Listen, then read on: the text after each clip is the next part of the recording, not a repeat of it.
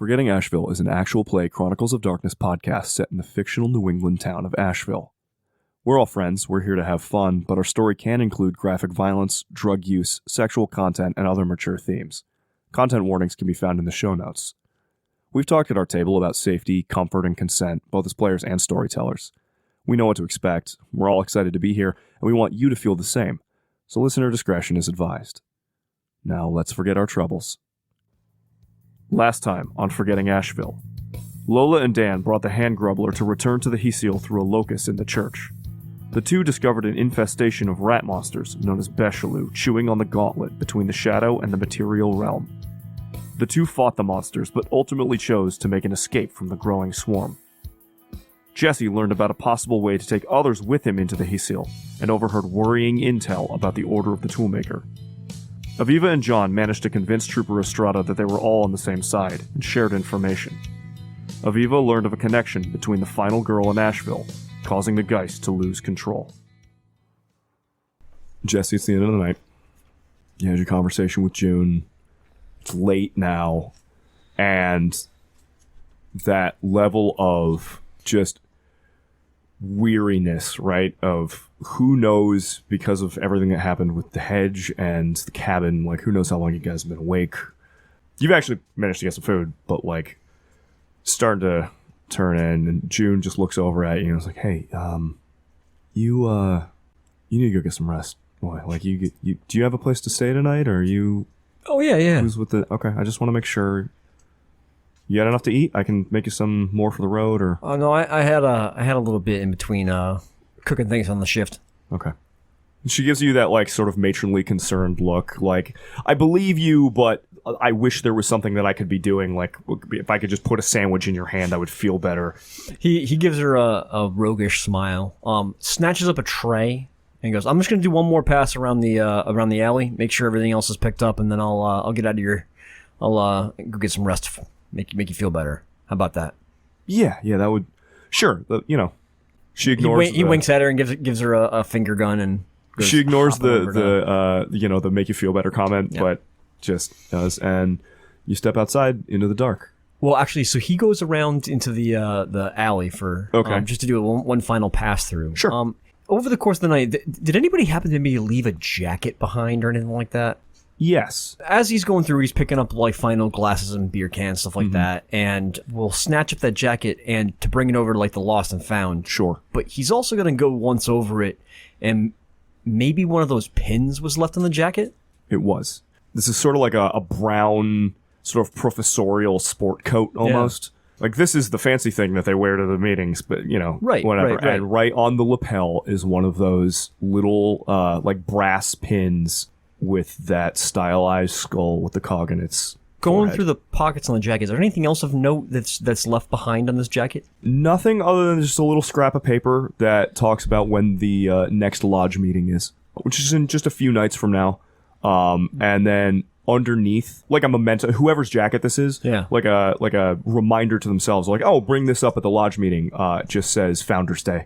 He kind of frowns at that a little bit, but pockets the note. And he's going to undo the pin and take that and also put that in his pocket. Okay. Just put it in your pocket or like affix it? Or... No, he's going to put it in his pocket. Cool. The jacket itself will go into the lost and found, and he'll drop off all of the remaining glasses and cans in the proper places. Done.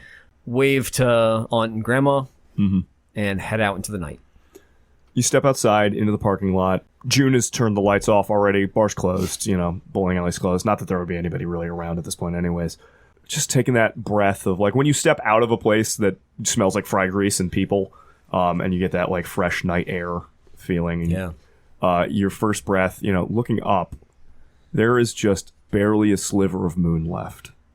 Fuck. You sort of thinking back, right? Like, at the cabin, talk of, like, missing time, and then Lola, before you guys went into the hedge, talking about how time is fluid. You thought you had more time, right? You're somebody who doesn't usually let that get away from you. But maybe tomorrow, the next day, there's going to be the new moon. Just he runs a hand through his hair and kind of ruffles it up a little bit. All right. Okay. Breathes in another whiff of the air. Anything on the wind that he can smell? Just the smell of like late summer. Recently, there's been a little bit more of like when the factory is in high production, there sometimes is a little bit of like an oily metal smell in the air, just because of the process and the the leftover slag and all that. A little bit more of that. Little strange for it to be like the factory is going this late at night, but that's just sort of a common background smell in Ashville. Lets you know that production is going on, things are moving at the factory. It's a little stronger tonight than it has been in the past, but other than that, just the smells of late summer in Asheville. Jesse is going to kind of just head out onto the road and start kind of wandering around. He's got to meet up with Dan and Lola. Maybe they went to the police station. He's not sure where they may have gone. Last he knew, they were probably going to go to... You had sort of told them that they should drop the grubbler off at the loci at the church hall basement. Where's the nearest loci to the bowling alley? The church hall basement. Okay. Is the closest one. So I guess he's going to start heading into that direction. Okay.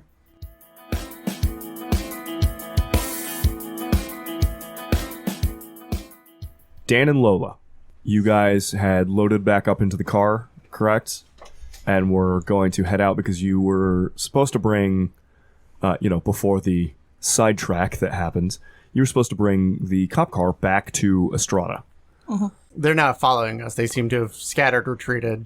Whether the basement collapsed to such a degree that like it actually stymied the flow, or whether the removal of your presence stymied the flow, or maybe just killing the priest actually did do the job you wanted it to. It just took them a little bit to like get out of their swarm frenzy. Stupid rats. They do not currently appear to be pursuing you out of the basement. No. All right. Yeah, I will make sure the cruiser works, and then I will put the headlights over on the donation bin that's had many visits recently. Mm-hmm. Find a pair of pants that I can fit into, even if I have to make them fit. Remove the bottom parts of them or whatever it is. If you sort of leave there is the only thing that would fit Dan in there. Yeah. Dan's a big guy. Yep. There is a pair of men's jeans in there. If you just didn't, you're not really going to be able to close the button on them. Yeah, you're going to have to remove most of the legs, but it'll work. Can you like snip the waist and be able to close the front? Probably, yeah. Are these like cargo short length or Daisy Duke length? I don't know, Dan. Roll me a crafts. Crafts what? Denim. I need a stat. Crafts. Is there anything I can spend here to make it so that they're Daisy Duke length? Without a roll. Roll with intelligence. Thank you. Oh. Because it's not. I mean, you're strong enough to be able to just rip these jeans properly. Right. That's not in question. It's yeah. Can you do the sight measures well? That'll be 3 successes. All right, Tim. What length are they? They're like 4-inch shorts. Dan's a huge dude, so that's closer to Daisy Duke. That's a belt. So you rip them above the pockets, is what you're saying. basically. Yeah. All right. Yeah, the pockets are hanging out below. No, we just ripped those pockets off too. You have pockets and you're ripping them out? Yeah, who needs them? Oh my god. People with phones. While Dan is shuffling through, Lola is kind of looking at what she's wearing, and since he's probably throwing some stuff out in his search, she just kind of grabs a t-shirt and like sweatpants or shorts or something like that. Lola is pretty small. It's pretty easy to get like an oversized t-shirt. So she finds a shirt that says, women want me, fish fear me, or something like that, and just some shorts. Does a quick change in the parking lot. She's a theater kid. She has no shame about doing quick changes in front of other people. So the two of you just stand in the parking lot in the headlights, like going through the honestly scattered remains. By the way, this is like what, the third time we've gone through here? At least the second time, but it's been a week. Yeah, that's true, but turns out there's actually not a lot of donations in Asheville. Don't make this sad. Jesse's already pilfered all the good. Do you think we're playing? I don't know. I'm playing Dan, so Jesse's already pilfered all the good donations, anyways. True, yeah. Yeah. If you guys keep coming back here, we're going to start rolling, and there's going to be penalties.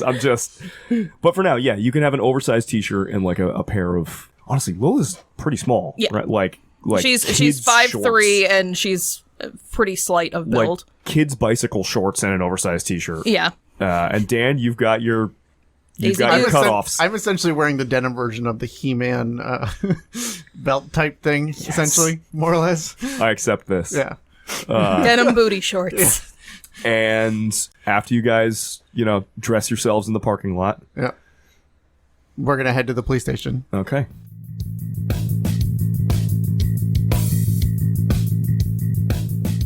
You load up into the car. Who's driving? I'm driving. Okay. That makes sense. Lola doesn't drive. Lola shouldn't drive. But your shoes are nice and dry inside because I think you kicked them off, right? You did, Yep.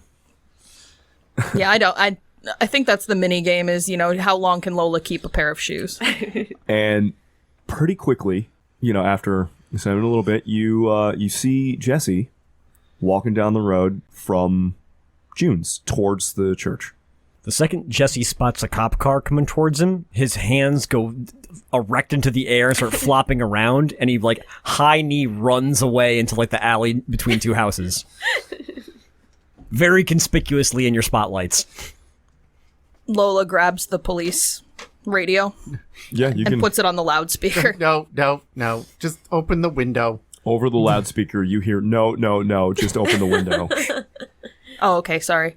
And the window, is it a crank window or is it an electric window? It's an electric. Okay, just because I'm making the gesture and suddenly the question was there.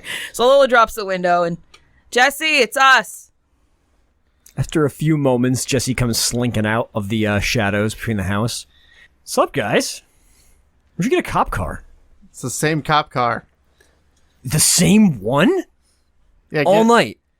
Look, I ran into some rat You guys issues. are savage. I'm sorry, wait, you ran into what? Rat issues. Get in, I gotta talk. Whoa. He kind of comes walking over to the passenger side window. Lola, you all right? I'm fine. She's a little too ready to dismiss. They both reek of blood, don't they? They reek of blood and sickness and water, actually. A lot of heavy rainwater. Interesting. Yeah, Lola's hair is probably still wet. Oh, yeah, Lola is soaked. I can't leave you guys... Dan also soaked. I can't leave you guys alone for a few minutes, can I? You shouldn't leave us alone at all. Where's the grubbler? I think he went through. You think he went through? I was not in ability or shape to check on his progress. Wait, you ran into problems with the locust? Do you want the front or the back? Yeah. I'll get in back. He hops in the back of the cruiser. As soon as Jesse gets in, we start going to the police station so we can, bring the food that we originally meant to bring. Yeah, it's cold now, but yes. Food's food. Cold, half-eaten leftovers. Delicious. What'd you say it was? Like 2 hot dogs, a hamburger with a bite out of it, some fries. Yeah, it was basically me just doing a bus run through the bowling alley of picking up leftovers that people were maybe still working on. There were mozzarella sticks, but Lola appropriated those pretty fast. Yeah, actually, I'm going to need some of that food. It's a couple of sorry French fries and the bun of a hot dog, but no hot dog.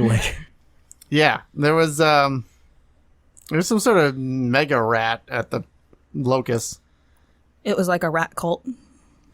A rat cult. Yeah. There was a leader. He tried to talk to me. I removed that ability. There's probably only a few things that this could possibly be, and I'm imagining that Jesse has heard tales from Hank. Yes. About the beshilu. You are aware, at least at a cursory level, of what beshilu are. Oh, man. How do we let this go? Oh, this is real bad. I killed their leader. It's fine. I don't think that's gonna be the end of it. How many of them were there? Lots. Less than there were. Well, there are less now than there were. Did you kill all of them? No, I had to get Lola out of there. Dan, if you had to guess, how many of them were there? 30. 30. I mean, that's the ones I saw. How many did you kill? A dozen. including the mega one. Still more than half of their number are out there. I know, it could have been more. Lola kind of gives a nod as Dan gives his estimates. Like, yeah, that's about right. Fuck. I had to bring out the big guns on that one. Did they know it was you? Me specifically? Were you shifted the whole time, or did they see your human form? I was never in my human form. The whole time? Whole time. All right. So, they saw Lola though? Yeah. I don't know. I don't know what people see when they look at me, especially rat people who just kind of seemed really focused on hurting Dan. I don't think the spirits. These are ridden. Not really. They're Shartha. It's complicated. Dumb it down for Lola. Yes, for me. She gives Dan a wink. They're these horrible beings from the Hyseal. They were part of something. I think it was called the Rat King. I don't remember. It's been a while since Hank told me about them. The Uratha destroyed this being and sent it into billions of shards. Those shards want to get back into the realm of the physical. They want to connect the Hyseal with the physical, and they chew on the gauntlet between realms. What this means is that the area that they start chewing on gets all kinds of messed up. There becomes problems with the essence in the area. Spirits start starving, and they start eating each other to make up for it, which is all kinds of bad problems. When you got one spirit of one idea eating a spirit of another idea, they meld into things called we're in bad territory, guys. Beyond that, the beshilu, they're cowardly, but if there's enough of them, they get real bold. And if they didn't see you, we're okay, because I'm worried they might come after us, or people we know. If they saw you, they might think that you were Dolores. We should probably warn Gary, because otherwise he might have beshilu showing up to his door to kill him and Dolores. Well, I killed the biggest ones. Yeah, but they grow, man. Can't be that fast, right? He gives you a withering look in the rear view. Oh. Well, we need to... Aside from that, the way that they make more beshilu is awful. And if there's 30 full-grown ones, I don't even want to know how many ones are gestating. These are mostly the rat ones. There was only a few bodies that they were in bodies. Okay. We got to do something about this soon. How do you do something about it? Well, copious amounts of murder. We probably should have done this a lot earlier, but the second best time is now. Well, let's go to the station and see if we can do something to help John and Aviva. Maybe they can help out with the situation too. Normally a whole pack of werewolves would have to take care of this, but just two of us, that'll be dicey. I guess you guys will have to suffice as our pack for the time being.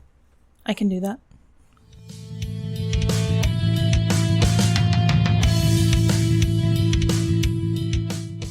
John and Aviva. The two of you are walking away from the police office, hand in hand in the dark. John, you take these sort of... It's not uncommon for you to sort of take like a nightly amble around town. And as the two of you walk, just... Where are you going? You guys walked away from the police station. Aviva had no plan. She was just mad and walking. If they are going a direction, it is because John has determined that. John is sort of in two places at once, mentally. And on some level, he is going to move towards his house where he has all of the research equipment that he's going to need to move forward. But at the same time, he's not really in a big rush. He's kind of just genuinely enjoying walking around with Aviva. So, there is an ultimate destination, but he's not exactly being overly efficient about getting there. As you're walking, you can't help but notice the Castro for Mayor signs that are still posted around town. Yeah, he tenses slightly whenever he passes one. And in your ambles, after a short time, you see headlights approaching. The telltale sort of silhouette behind them of a police cruiser. John sort of side-eyes Aviva, kind of quietly being like, okay, this could be good, this could be trouble. The side eyes kind of returned, a little bit of a raise of an eyebrow, but she doesn't really seem to contribute any opinion on the matter. Is this us? The three of you in the car as you round the corner heading towards the police station. In the headlights, just walking down the middle of the street, are Aviva and John holding hands, walking sort of in the opposite direction to where you guys are going. Lola reaches for the radio. No radio. We'll drive up next to him and roll the window down. We don't need to announce where we are to everyone all the time. But it's fun to use. I've never gotten to use one of these before. Just let her use the radio No, this we're good. once. Just this once, man. We're fine. I'm sure you guys will steal another cop car at some point. That seems probable. I pull up next to them, roll down the window for whatever appropriate side they are on. What's up? John, like, kind of waves. Evening, sir. Jesse smacks his hands against the window. I was arrested! Finally. Lola leans over. Hey, kids, want to buy some drugs? What you got? Nothing good. Sounds great. Mostly just poisoned rat blood. And some leftovers. Rat poison? No Sort blood. of. Are these the same thing, the poisoned rat blood and the leftovers, or? No, different. For serious, though, we actually got some serious problems in this city, and we should probably all talk. Hold on. Right. I, like, lean into the car, kind of investigating, like, what happened? Something was at the church that shouldn't been when we went to drop the grubbler off to make sure he went back to his home. And it needed to be killed. So I killed it. You didn't kill all of it. I killed the big guy. The big guy in this case is not the actual problem. Okay. Are you guys good, or? I mean, I'm generally fine right I'm now. fine. We need to clean up the squad car. I mean, there isn't a lot left in here. The church is probably not How in does good the car condition. look? The car looks wet and bloody. Not terrible. Not terrible. Dan had repaired the tire and all that kind of stuff, Right. so, like, that's fine. But Lola and Dan are both wet and had some blood on them, so, like, the car is... It's not pristine. Cop's a douche, but he's an ally. So we should probably fix this up. Okay. Do you want to get in with us and we'll bring it over and fix it up there? I don't think you should see the blood. Here, can you get out for a second? Yeah. Wait, you're working with the cops? We gotta talk. You pop the trunk. Man, you should have said that before I stole his car. Sure. I'll pop the trunk, get out of the car, signal for everyone to get out of the car, I guess. Aviva starts rummaging. She looks for a first aid kit, which I think there is one there, yeah, you said? Yeah, in the police car.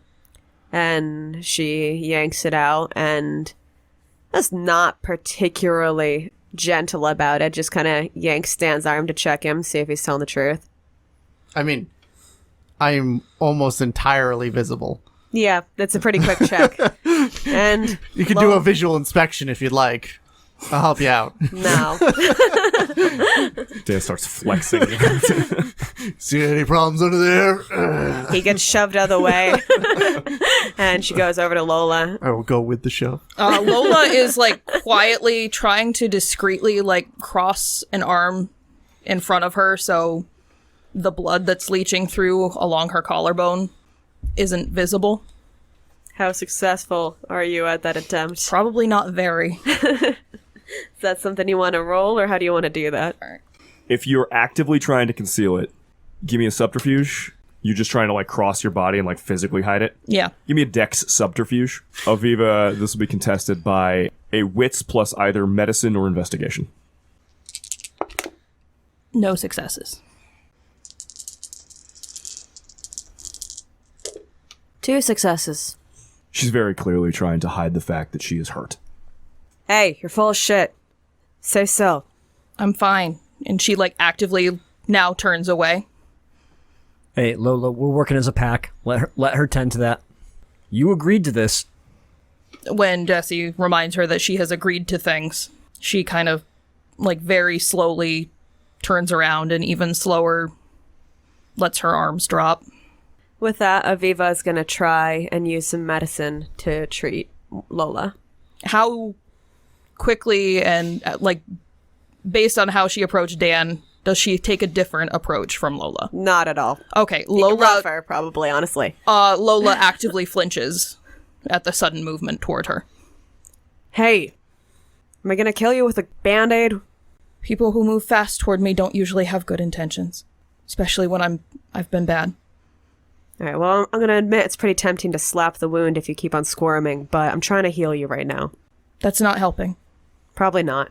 And I'm going to start trying to do it. Lola is in very, very tense.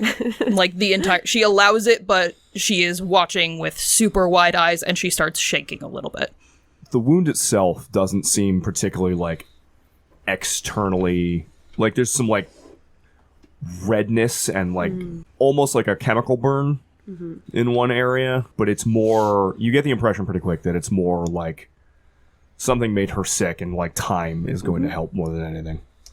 Okay, so I can't do anything medicine-wise? You can treat it to make sure it doesn't, get infected. Yeah, I'd like to just do what I can if there's anything. Roll me an intelligence medicine. Okay. 2 successes. All right. You managed to treat it, and you're pretty... her anatomy is... Well, as you can see as far as you can see right now, it's just regular Lola, but you have seen her inside the hedge, so... With her anatomy, who knows? But as far as you are aware, this is a decent way to treat somebody. It's probably not going to get infected. Aviva establishes kind of a firm grip on you, but when you start shaking, she doesn't, acknowledge it or admit anything, but her touches kind of just get slower and gentler. She still watches, but the shaking dissipates a little bit. And that being finished, she actually just turns away and, Jesse, you look fine. You don't look like you've been through anything, right? He looks like he's been through a really rough shift at work. Well, that does need some treatment, but not medical care, so I'm going to put that back then. If there's anything in the back of the car that looks like it can be used towel or to soak up all the Jesse's stuff. wearing a big fur jacket. Yeah, other than that, not so much. So once everyone's out of the car, I'm going to kind of climb in, and I'm going to convert the water into air. Okay. And then I'm going to take the blood and turn it into a solid and just shape it into a glob, set it out of the car, so it's all done. Okay, make me your roll, mage. While everyone's standing outside of the car watching him do this, Jesse kind of looks over to your 2 outfits and goes, nice threads. He kind of takes a Sharpie and starts drawing runes onto his hands to kind of help channel the magic. Okay.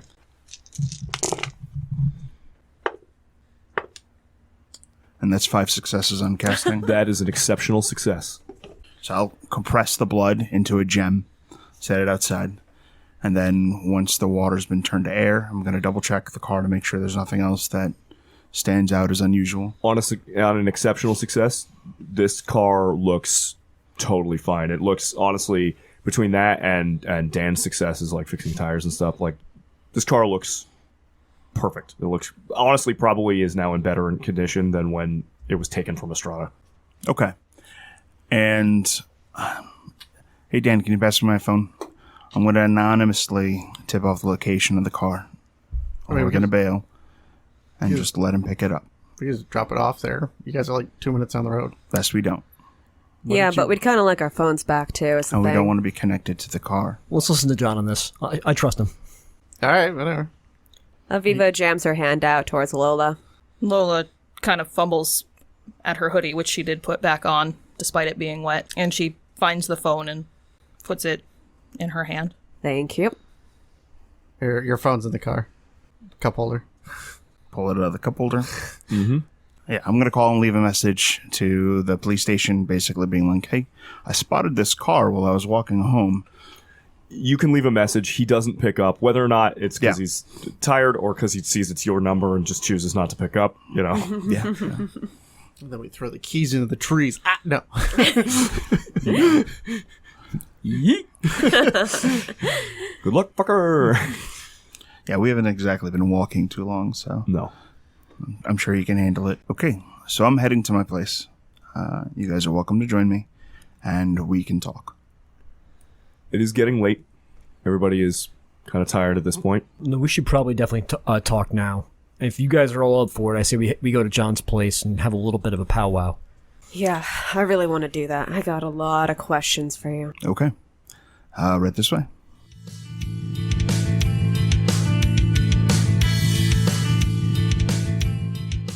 And John is going to lead the group and head for a house that is actually shockingly nice, with a little road that like leads up to it that is all its own.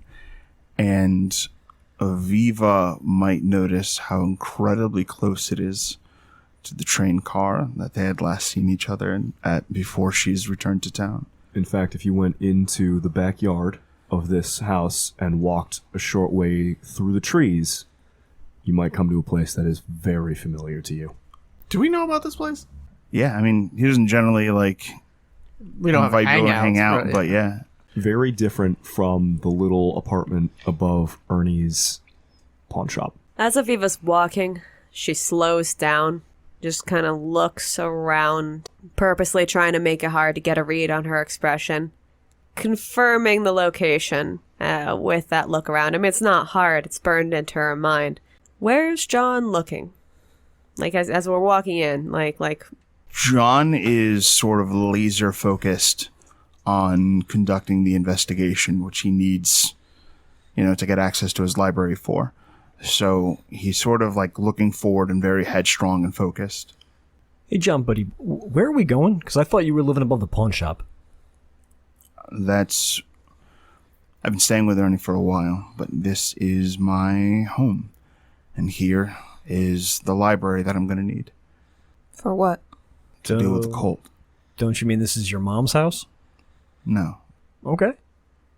No, she has her own place, and honestly, it's a little over the top, he says, as he, walks into this Wait a minute, you own frankly this place? over-the-top house. Yeah. Why the hell are you staying in a pawn shop, then? I don't know, that old cliche, home is where the heart is thing, right? And then he just goes inside. Just he shrugs and follows in after. I mean, Dan's poking around and stuff, but he's probably been here before. Yeah, I mean, Yeah. I assume Dan's been there, but Yeah. John just doesn't throw parties anymore. Right, you know? basically. The back of John's head is getting a weird glare, and Aviva's going in. And she's maintaining pace, but, with the group, rather, though she's slowed down. Lola is following along, kind of looking wide-eyed at everything. She follows, but is very mindful of the door and kind of looks ahead of people to see where it leads, and seeing that it just leads into a house, she's a little less reluctant to follow. If you're being particularly perceptive, you would notice that there's a ton of security features. Not the kind of security features of someone who just goes, wants a safe home. No, like security features that someone might have if they think people are after them. Like a reinforced door. Yeah. She definitely notices and kind of takes that in. Jesse seems oblivious to those things. A group of you walk inside. Settle down. John, do you even have, food and drinks to offer guests, or... No. I was saying, unfortunately, that's where Dan was heading immediately, and just start looking through, what do you got in here?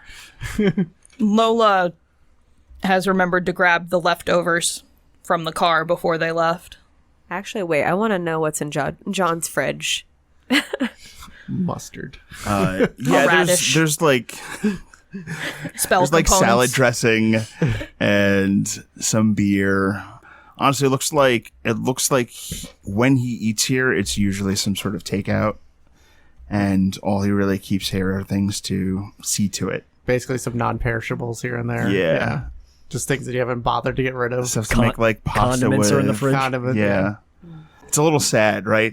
Because there's none of the things that you would expect someone to have were they to like have someone over for dinner are there at all. And what is there is like TV dinners and the kind of thing you would eat when you're like in a big rush and don't really have time to worry about Protein enjoying shakes. something. Like Ensure. Definitely protein shakes. Maybe some that Dan left. Yeah, it's definitely a big giant thing of whey protein. I mean, he's a swimmer, so like Yeah. he has use for protein. Yep.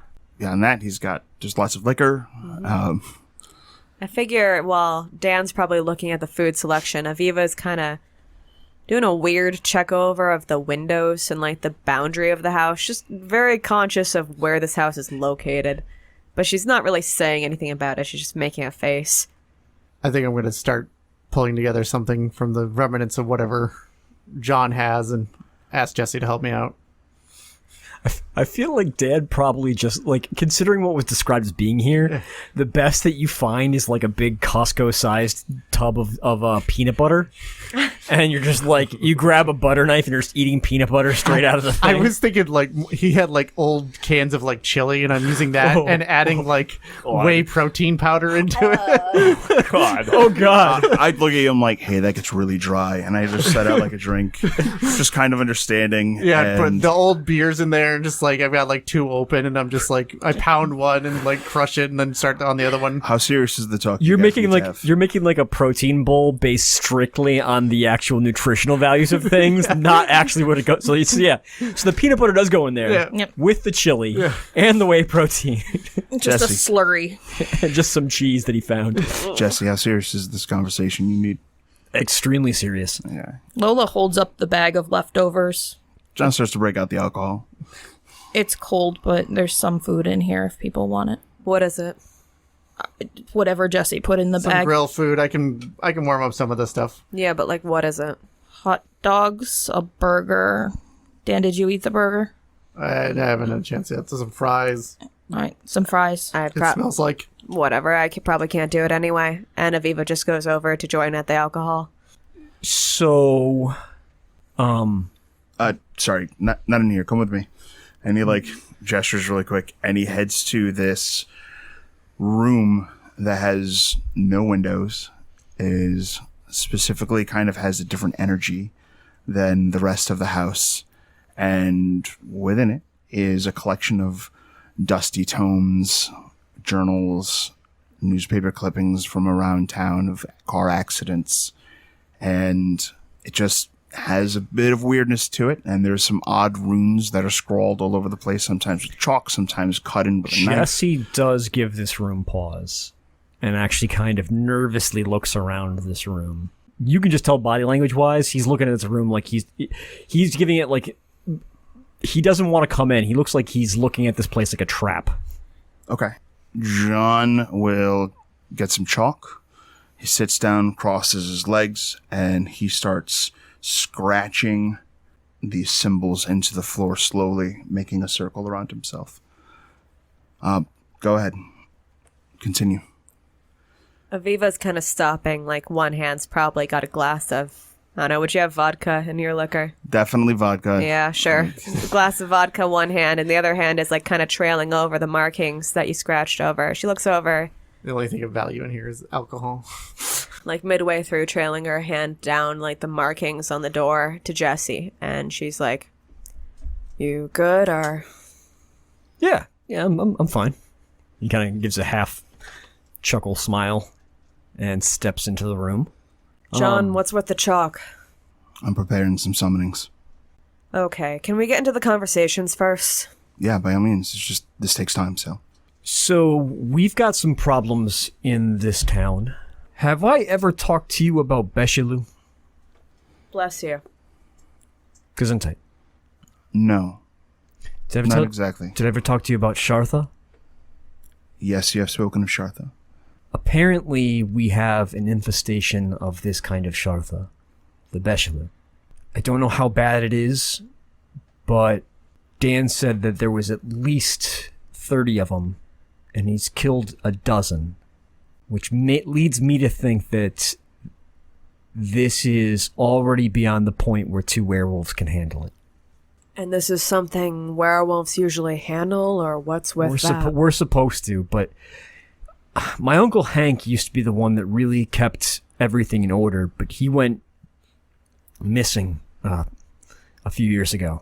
Lola had been in the kitchen kind of scrounging for things that are not alcohol to drink. Like she's looking for instant coffee, energy drinks, soda. Definitely coffee and energy drinks. Okay. She kind of just uses tap water to make just some god-awful coffee and grabs an energy drink and kind of has brought them in and sits on the floor. We're in a place where she has as good a line of the door as she can get without being readily visible from the door. And when Hank is mentioned, she reacts. Whether it's just been a long night or what, she pulls herself tighter and puts her head down. I don't know if anybody else notices it, but Lola definitely notices Jesse giving her a side glance when he does mention Hank. Hank was preparing me and Dan to be guardians of the territories here, but we didn't necessarily graduate werewolf school, if you want to put it that way. I mean, when did you start, if that's even how that works? My first change was in high school. I don't know if you remember when I was ditching more often, heading out to the woods a lot, not showing around for class. Yeah. Kept sticking stuff to your locker, but piled up. He kind of shrugs and gives a smile and werewolf. Yeah, my change happened when I had to quit sports for a while. Yeah, he was the year after. Yeah. Is it like a spiritual awakening thing, or is it tied to your bodies, or was it like, did you get bitten, or? No, it's in the bloodline, and it's kind of both spiritual and physical. I mean, how did you even feel about it? You missed out, right? I know, Dan, football was really important to you, and I mean, we miss you, Jesse. He kind of looks down and smiles a little bit. She rolls her eyes, like she didn't just say something sentimental. I guess it's weird. It's more of a part of us that was always there and always missing, just awakened. At least for me. I won't speak for Dan. There's a sense of purpose you don't necessarily have before that you kind of do now. There's a freedom in it. That makes sense. But there's that purpose he's talking about. Uratha is what we call ourselves. And the Uratha are supposed to guard the barrier between the physical world and the Hysil, which is the realm of shadow. That's the word the rat leader yelled out. Uratha. Before I took his head off. The Shartha are terrified of Uratha because we're the reason that they were destroyed. Destroyed or changed? Changed is probably a better word. I don't know if you can actually destroy these things. I think you can just break them apart and dissipate them, but they always try to recombine and come back together. And not all Shartha have the same purpose. Some of them want to do other weird things with the barrier between worlds, but beshilu want to destroy that barrier. They want the world to be one again. Why? I don't know, if I'm being honest. It's what drives them. When the world was one, gods reigned openly. The Shartha absolutely, they make sense. Because there was a time when the world was this unified presence, or the fallen world, and everything else was connected, at least more securely than it is now. So it makes sense that they would want a return of a time when they were great and could stand above humanity. The problem is that this activity they're doing is going to dry up all of the essence in the Shadow Realm, which in turn starves the spirits in the Shadow Realm, which in turn causes them to start eating one another, which means that there are very ugly combinations of ideas that are growing into huge mutant things that should not exist. You mean they kind of, like, combine DNA? It's called a Mageth, and that's exactly what it is. Kuru is always bad. Spirit splicing. They get real tough and harder to kill, and some of them are already tough to kill, so...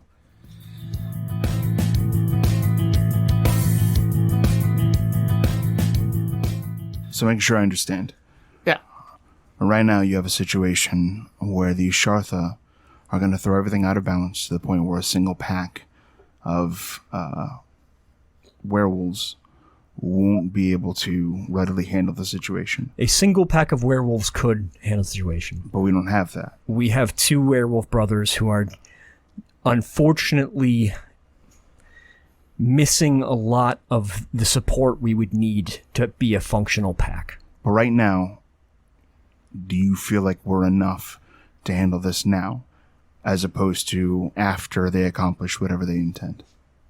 I think if we don't move on the beshilu now, one of 2 things are going to happen. One, I don't know if they recognize Dan, but Lola was there, and they might recognize her as Dolores, and they might come after her, Dolores and Gary. We smell different. I don't know if they smell like... Don't know. Haven't had many conversations with them. They might not make distinction on that. The other problem is that they might simply relocate and dig in deeper, at which point we lose track of them, but they start actively looking out for Uratha. They relocate somewhere else in Ashville, or they relocate somewhere else? Probably somewhere else in Ashville. I don't think they would change their base too drastically, but they're definitely going to be on the hunt for who the Uratha in the area are. And while I'm not too worried about fighting them, and I'm sure Dan's not too worried about fighting them, I do not want them coming after my aunt or my grandma. I mean, I'll help, but since I didn't get to go to college, do want a degree, honorary degree from werewolf school. If you guys are willing to help us out, I'm willing to make you guys all honorary werewolves. I mean, I'd like to be an honorary werewolf, too. Actually, truthfully, my aunt told me about a time that my Uncle Hank brought her into the Hasiel. I don't know how to do that, but if y'all are serious, we could go talk to my Uncle Hank's totem. It's been something I've been meaning to do for a while. I also might be able to open a door there. All right. Lola looks around like she didn't want to mention it, but would have been remiss to not mention it. So there's something I need to go over with everyone. Oh, one other thing. And I don't know if this is connected to the beshilu, but the lodge meetings for the bowling tournament are getting really weird. And I noticed them wearing one of these, and he pulls a pin out of his pocket and flips it over to John. John catches it and sort of gives this knowing nod. So about that conversation. These guys have been around for a while. He holds up the pin. Myself, Aviva, and the cop had a conversation. And he, like myself, is of the impression that these guys have been hurting people. Yeah, the ghosts around here, they have the symbol it's associated with their death. Like people with this symbol have been killing them? They're a cult making sacrifices. Like the rat cult? It seems this is different. There is more than one cult in Ashville? I mean, the rats aren't... Religion is like... They're dumb rats. Don't worry. Don't give them too much credit. Well, these guys aren't dumb. Right. And they've met with a lot of success over the years. And John pulls out a piece of paper with some notes on it. And this is a list of suspected victims. They've been sacrificed to some purpose. It's very possible that there isn't enough left of them to talk to. But we've seen at least one. So we know that it's possible that these victims can be talked to find out how they do it, where they do it. I'm going to have to get a much closer look at this cult. These sorts of sacrifice, this collection of souls, it can lead to some pretty dire consequences. And I'm starting to see consequences of either this cult or my mom or both. It's not totally clear. What kind of consequences? To channel the magic that I practice requires that one reach to the supernal. And between the fallen world and supernal, there is a vast gulf of nothing, a shattered portion of reality that leads to whatever lies beyond. We call it the abyss. The creature that ambushed us back at the cabin, the bull moth, that's where it comes from. When people like myself abuse the arcana and take unnecessary risks and aren't careful about their practices, when they reach to the supernal realm, the supernal reality, they can fall short and draw the attention of the abyss. And when that happens, glitches start to appear in reality. Things that don't make sense start to seep into the realm of sense. Right now, there's a large number of signs, for an election. Castro. Last week, all of those signs had a different name listed. It's a minor change, but for it to be so pervasive that it's across town makes me think that there's a lot more going on than what we see. Reflecting on that, what do we all remember the signs saying? Everybody who's trying to remember that, roll me a wits plus intelligence. Rolling. 2 successes. 2 successes. 1 success. Dan's taking the opportunity to go back and forth in the kitchen and finish up the thing that he was making. Dan's not even looking. All right. Get some more peanut butter chili protein. I'm adding some, some spices. I'll make this taste good. Those of you who are not making chili and thinking about, well, wait a minute. What we saw these signs last week. You remember them now that John brings it up. You remember them saying Taggert for mayor, but the act of thinking about it is uncomfortable. It's that same feeling that you get when, you can't quite grasp a memory. Ordinarily, when you're and you're thinking hard about something, and then you make the realization, there comes with that sense of inherent relief. That relief does not come. In fact, thinking about it actively, it actually makes sense that the two people who just got into town had 2 successes, and the person who's been here longer only has 1. Honestly, yeah, kind of. Did someone rewrite their own story to change their own name, and reality is complying? No. Is that a thing they do here? I think someone rewrote their destiny. And I think the abyss is eating their past. Someone named your mom? Yeah. So all these things are happening in the spirit realm are also tied to this. Maybe. There is also a powerful spirit of death. Well, maybe not death exactly. The concepts are weird. Maybe more decay is a better way of putting it. Its name is Carrion Feast. It manifests as the rotting corpse of a stag. And recently, Carrion Feast has been smelling sharper, which leads me to think that it is less of a long dead corpse and more of a fresh one. I don't know why that changes, but if things are also changing in other parts of reality, it would make sense that spirit, who is one of the primary spirits of the Hasil in this area, is also being affected. As Jesse mentions that Carrion Feast sounds like he's been made like an earlier stage of his development. Lola kind of tilts her head for a second and looks at John. What was your mom's maiden name? Castro. Is your mom erasing you from her life? He kind of gives this kind of hopeless shrug. Maybe. Because it sounds like she's stealing time again. Yeah, it's kind of how she rolls. We can't fight her, but we can undermine her intentions so long as we can figure out what they are. And if this cult is somehow tied to her, and we can figure out what this cult is trying to do, maybe maybe we can prevent whatever final consequence this is going to ultimately bring about. I think it's removing us from the equation. Well, we're not gone yet. And if all this is connected, removing the equation from us? Like, there's these dead rat things. There's... I mean, they're only dead because I killed them. Sure. They're normally alive. But they're eroding something natural that's supposed to be there in the world, right? Yeah. And there's this whole thing of erosion happening. This all could be interconnected.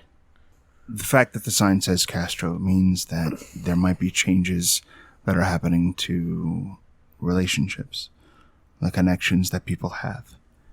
And it is perfectly within the realm of possibility that the reason the two of you are here is because what's going on brought us back together again. I'm here because... And Lola kind of stops herself and, like, abruptly stops herself and... Nah. Finish the sentence. No. You were already on the list of things we had to discuss. You made a promise, remember? With her promise again being brought up, Lola nods. Takes first a sip of the coffee, the awful coffee, probably still has grounds floating in it, and then follows it with an energy drink chaser. Dude, what the fuck? Hang on. Really? What? Ugh. I don't want to sleep. John grimaces.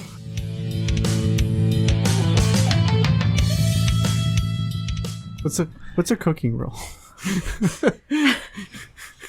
Crafts plus love. I've got plenty of love. I believe that's strength. Ask any woman in town. Strength. I will allow you, with the things that John has, to roll wits plus crafts. Nice. Do I take a negative bonus on this for the items that I'm using, since they're not proper equipment, maybe? Honestly, yeah, take a 1 die penalty. Sounds good. Take that 3 successes. Hey man, what do you come into the room to join this discussion with for everyone? I bring in a series of well-stacked bowls of a chili that weirdly smells good. It has been spiced. It is thick. It is hearty. Got a little umami flavor from the peanut butter. Your should not work, but it does. I found enough various weird ingredients in John's kitchen to put something together that is actually edible. Where'd you get that? I made it. Wow. It's what I like to call leftover chili. Kind of smells like pad thai. There's a little bit of peanut butter in there, too. Also, this will definitely improve your gains, so just eat up all of it. Are there spoons included? Yeah. Okay. John kind of embraces this little break from, like, cosmic horror and accepts the offered food. Lola will also accept. Yeah, Aviva will take a bowl, but she's, like, kind of taking it more as an accessory to stare at Lola, pressure her, peer pressure for some answers. Lola looks away, deliberately not engaging. So what's going on? Flower Child's about to tell us what's up? So, I have a really awkward question. Lola looks glad for the diversion. If whatever is happening is causing people to come back and the town to flourish and decay to be reversed, is that a bad thing? Yes. It is unnatural. And there are few horrors on the level of total stasis. Jesse kind of looks at you with a weird stare where he kind of nods like he knows you're right, but still just, you can see that there is a lot of doubt behind his eyes. He's not convinced. You know the recognizing glare of somebody who's listening to a teacher and going, yeah, I hear what you're saying, but you can see that he's still on the fence. I see it like this. Death isn't some doom where everything ends. It is a transition. It is like the end of high school. The things you knew and understood come to pass. but it means that new things come about. And if things are to go back, it doesn't just revive the past, but it denies the future. And that's not right. And I know that there is a seduction to it, the temptation to see the people that you've lost or are losing. But it's wrong. I think we've all lost loved ones, or time, or chances. But to spend an eternity chasing the past, think of what it denies you and others. If my mom is doing this, it is for an insane, selfish reason. She's got to lose. And with that, he takes the chalk and he scratches the first of the names into the ground. The name reads Annie Hardy. Lola, V. you think you're sneaky, or are you ready to keep going? Or start, really? I think there are more important things to talk about than me. No, actually. It's not a contest. And if we're learning anything right now, it's that everything's connected. I haven't been connected to this place in a very long time. So much so that you didn't even notice I was gone.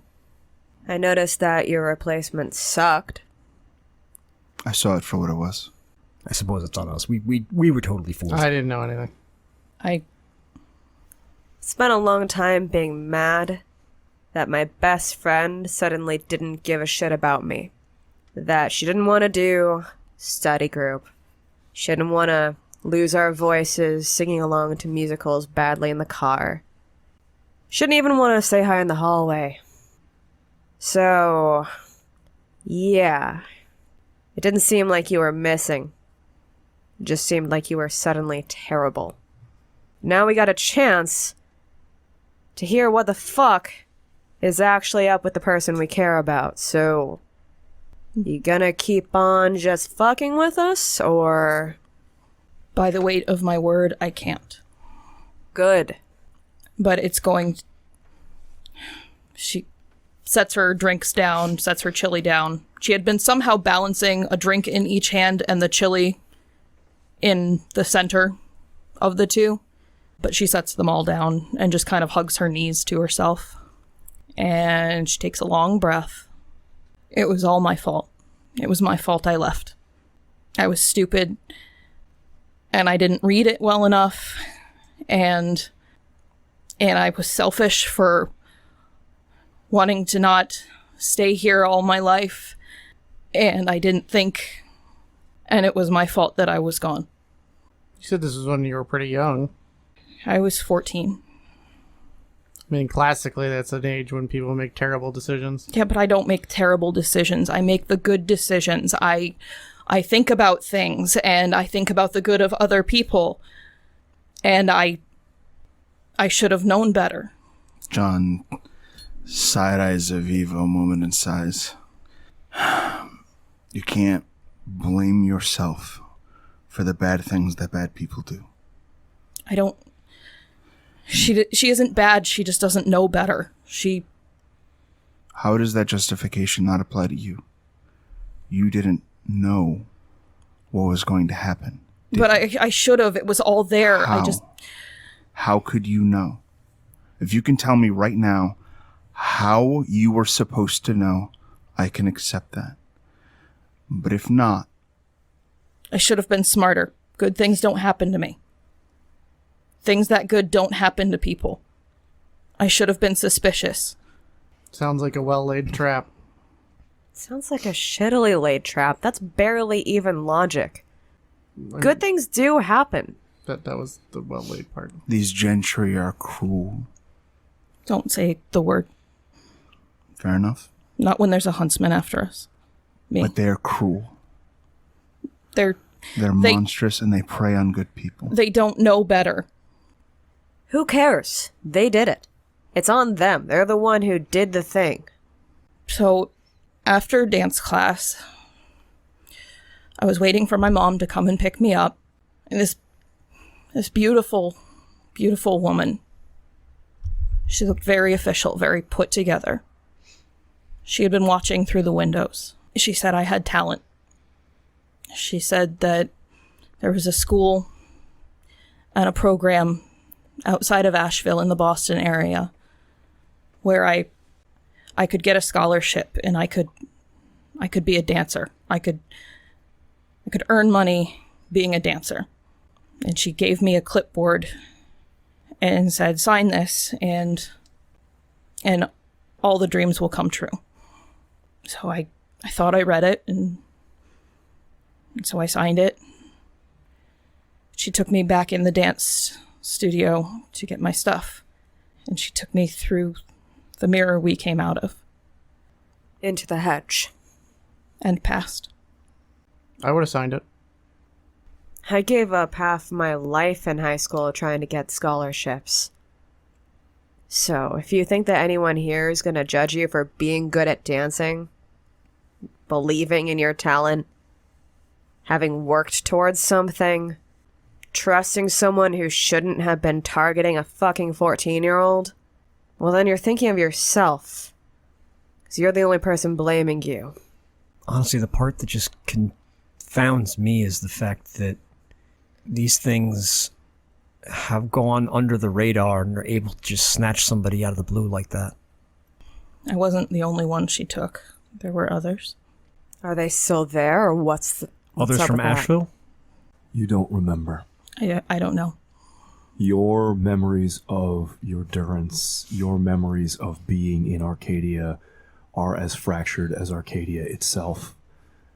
Barely flashes of memory of what your long time being there was. Flashes that include a porcelain smiling face. Flashes of a garden of dancing like petals in the wind.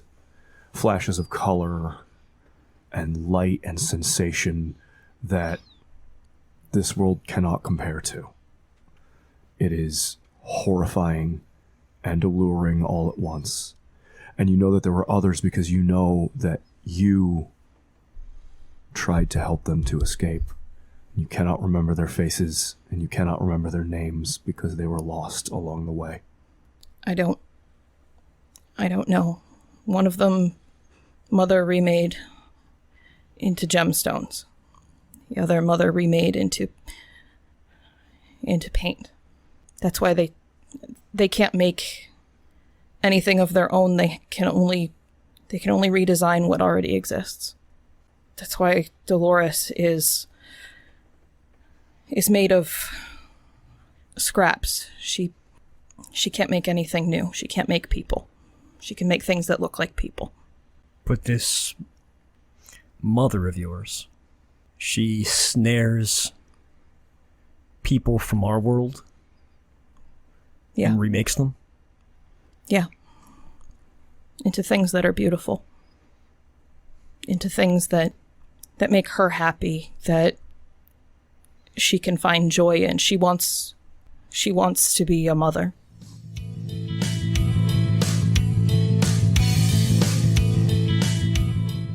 He was pacing earlier, but through the course of this, and you're not sure when it happened, but Jesse is now sitting only a few feet from you, kind of mirroring your position.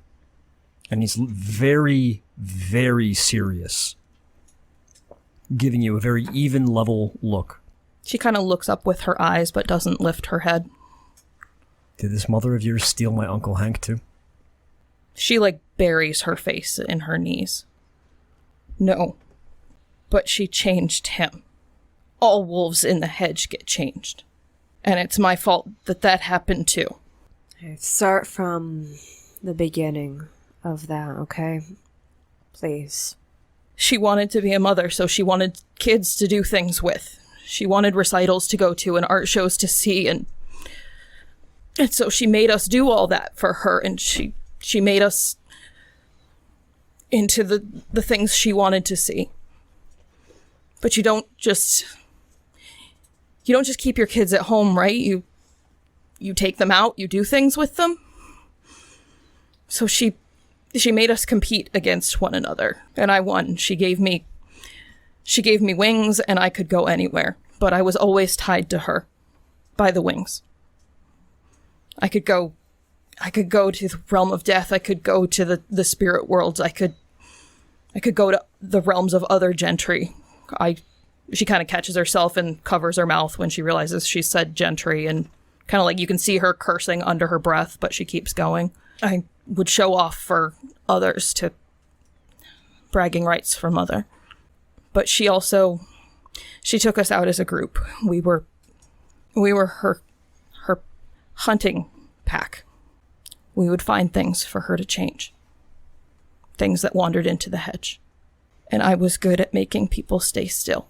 And one day, we found a wolf. Aviva very quietly is just slowly gonna walk over and put herself as if she's putting herself next to Lola. But really, she's positioning to be between Lola and Jesse. She's trying to cover that intention, just slow with the vodka, as if she's just changing positions. You catch Jesse's eyes, and you can tell that he looks a little bit hurt by the interposition. Lola sees none of this. Lola is very, okay, we've undammed this. This flow is not going to stop. Aviva tries to shoot an apologetic look over to Jesse. There's not really any easy way of saying that she doesn't know how this goes down. And I didn't see him as anything but a wolf, but he saw me. And for the first time since I'd been there, someone said my name, and I remembered my name. And a few times throughout my time with Mother, she had shown me the world that I left, and showed me that no one missed me. Everyone was happier because Dolores was focused on school and not dreaming about dance. She was focused. She was a straight A without trying. So I kind of gave up hope that anyone was even missing me anymore. And then when he said my name, I saw him, and it was Hank. And I panicked because Mother was looking at me as though if I was bad, she would turn my thorns inside out again. So I kept him from moving. And the last thing he said was, "Lola, go home." And so I grabbed the one that was paint, and I grabbed the one that was stones. And I ripped off my wings so Mother couldn't find me. And I ran. And we ran. And we ran through the hedge. And then we got somewhere along the way that the one made of stones stopped to fight to keep us, to take the heat off of myself and the paint. And then we kept running, and as we got to the thorns, the one that was paint disappeared. And I couldn't find them anymore. And then as we got into the thorns, they tore off pieces of me, until all that was left of me was how much I cared about the people that were near me.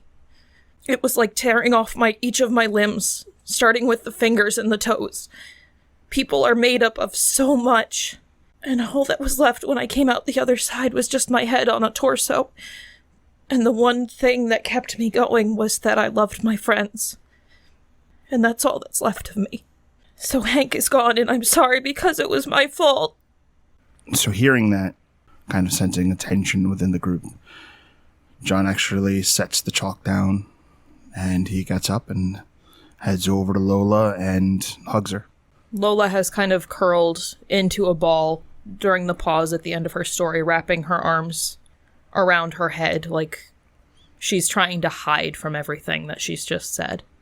But she jumps a little when someone grabs her, but she kind of just realizes it's one of them, one of the people that she is whole for. And she just kind of leans into it, shaking a little bit.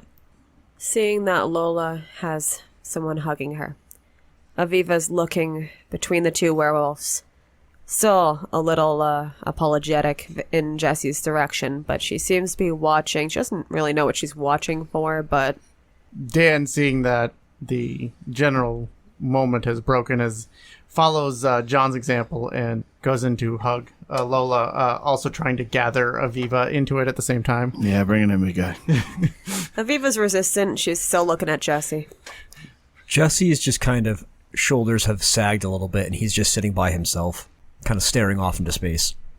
Aviva being resistant probably cannot stop Dan at his I wasn't taking that as a thing. I figure it was a momentary pause before I just like... Yeah, I was about to say, that's why I'm putting that clarification in. I do not believe that without making a substantial effort and some extreme luck in my dice that could ever work, but... The resistance has been noted. Much like cats, I figure you're fine. And Lola just keeps, like between breaths, just keeps murmuring that she's sorry. I think Hank did what he wanted to do. He saved your life. And I think he would be pretty okay with that outcome. Now, if we get a chance to rock this mother person, I'm all for it. I don't think you can. Yeah, we'll find out. She sounds like a god that Fathra hasn't killed yet. Okay. I don't know. You can't tell if something's punchable till you punch it. No. Everything dies. Oh, perfect. But if she wasn't scared of wolves, she wouldn't have built the hedge around her realm. Here's the thing, Lola. We're all really glad you're here. She kind of squishes up in his arms a little tighter. And I understand that whoever this person is worked really hard to convince you of otherwise. But all of us are really glad you're here. Jesse does look up at that and definitely nods and gives you kind of a reassuring half smile. Part of me doesn't want you guys to be okay with this. I don't think I deserve that. I understand. I spent a good while at the campfire trying to do the same thing, but my friends didn't let me. And we're your friends too. And as long as you guys are okay, I can be okay. It's a dangerous life we live. I'm not really all here.